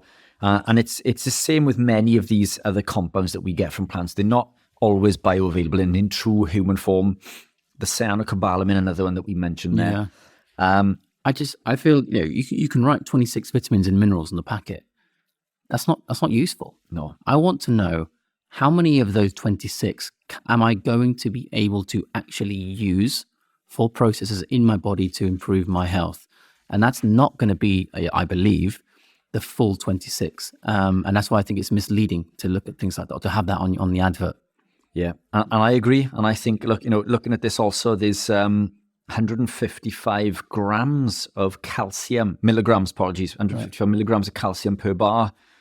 I mean, that's a lot. Yeah. Combine that with, that's going to deplete magnesium. The magnesium is already in a less bioavailable form than citrate, which is oxide. Yeah, and so it's in a low form. So oxide is 4%, and magnesium there is 62.1. So now you're further depleting the magnesium. This is going to affect, as we said earlier, the potassium, which is going to put everything else out of whack. It does have molybdenum, which is fantastic, and iodine. You do need to know the form of iodine now, I believe. Is it potassium iodide? Is it actual iodine? I think there are differences, subtle differences. Yeah, and it doesn't say. And again, if you suffer with hyper, what's the word I'm looking for? Hypothyroidism. Hypothyroid, then you don't want to be over consuming things like iodine anyway. So something to be mindful of.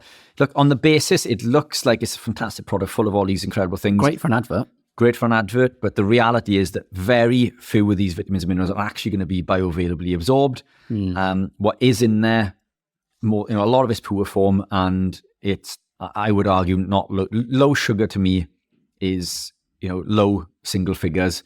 This is well into the double figure range when we look at the source of the sweetener and the carbohydrate in there.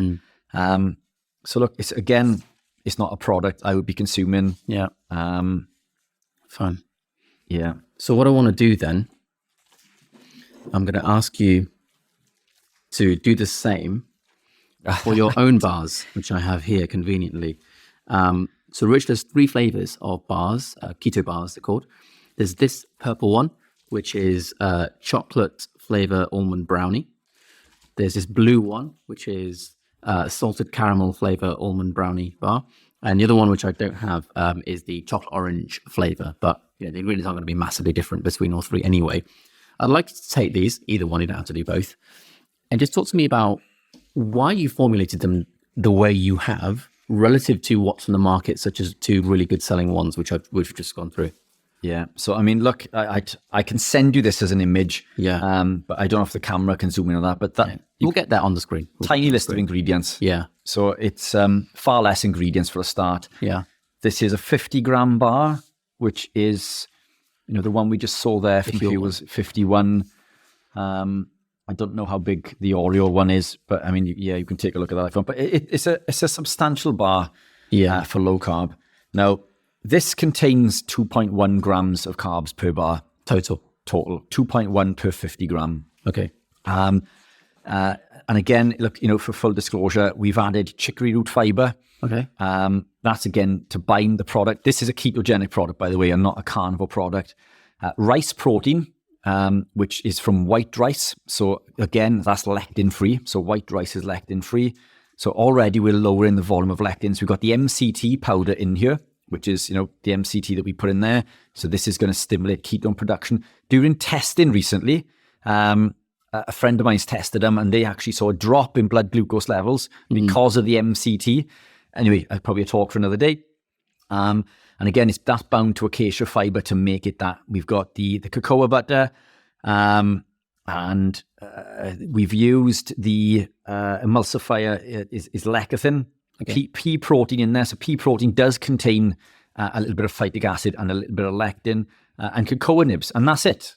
Yeah. So this, the list of ingredients on this, and again, the goal with this is to create a product that isn't a carnivore product, but a product for the low-carb ketogenic market that is going to taste as good as we can, but not be a Snickers. A Snickers, yeah. Now, the thing with this is I think they're incredible. Many people don't like them because they don't taste like a Snickers or a Mars bar. But that's not what the product is about. This is an elite ketogenic product. So this is an elite low-carb ketogenic product, 2.1 grams. Some of the bars I think were, that one's 2 gram. Yeah. 2 gram net carbs per 50 gram bar. Considerably cheaper, considerably less than the others on the market. So these are proper keto bars, and this is why I've designed them. These other ones that you've mentioned, the Grenade and Hue, will probably taste fantastic. Yeah. But are they serving a purpose? And the answer to that is probably no. I wouldn't imagine so, because the thing with this is as well, thinking that you're consuming 1 gram of sugar, you're going to consume more, working on the basis that we can consume 20 grams per day. It would take a lot of these to push you over, which I wouldn't recommend, by the way. These are not meant to be consumed in abundance. They're there as a sweet treat, if you want, to help you along the craving route, to allow you to maintain the journey. But the ingredients, again, palm oil free, so there's no vegetable oil or anything in this. There's no nasties in this in regards to the compounds that these other people are using. There's no polyols in there. And in fact, what I've used with this is glycerol, which is the sweet fat that we mentioned earlier. And that is the sweetness. So there's no stevia in this. There's no erythritol. So there's no artificial sweeteners. And we've used a sweet fat in the form of glycerol. Because we're trying to be as strict as we can in regards to this. So this is the elite of the elite. Other ketogenic bars on the market, are going to be, and that was upside down, wasn't it? The other ketogenic bars on the market are going to be full of lectins and phytates. And these can also cause further cravings. The lectins will bind to the insulin receptor and cause a higher increase in insulin, despite being a keto bar and low carb. So these are heavily reduced in lectin. The phytates are going to be less, so more of the other foods that you consume throughout the day are going to be absorbed.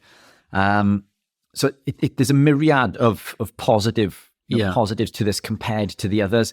What the lectins in other people's products are also going to do within the keto sort of market, those lectins are going to block leptin, which is satiety signaling. So lectins block leptin. So if you're consuming a bar that is predominantly, lectins and phytates. So like the Huel one that has wheat in there. Yeah, for example. So this is going to block satiety signaling. It's also going to cause further increase in insulin because of the wheat that is in there. So despite the lectins, So the wheat germ agglutinin.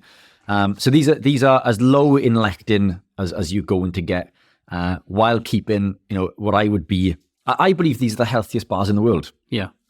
Look, in an ideal world, we wouldn't consume them. Yeah, of course. In an ideal world, we wouldn't eat them at all. If you are a strict carnivore, you not consume them. You don't need them.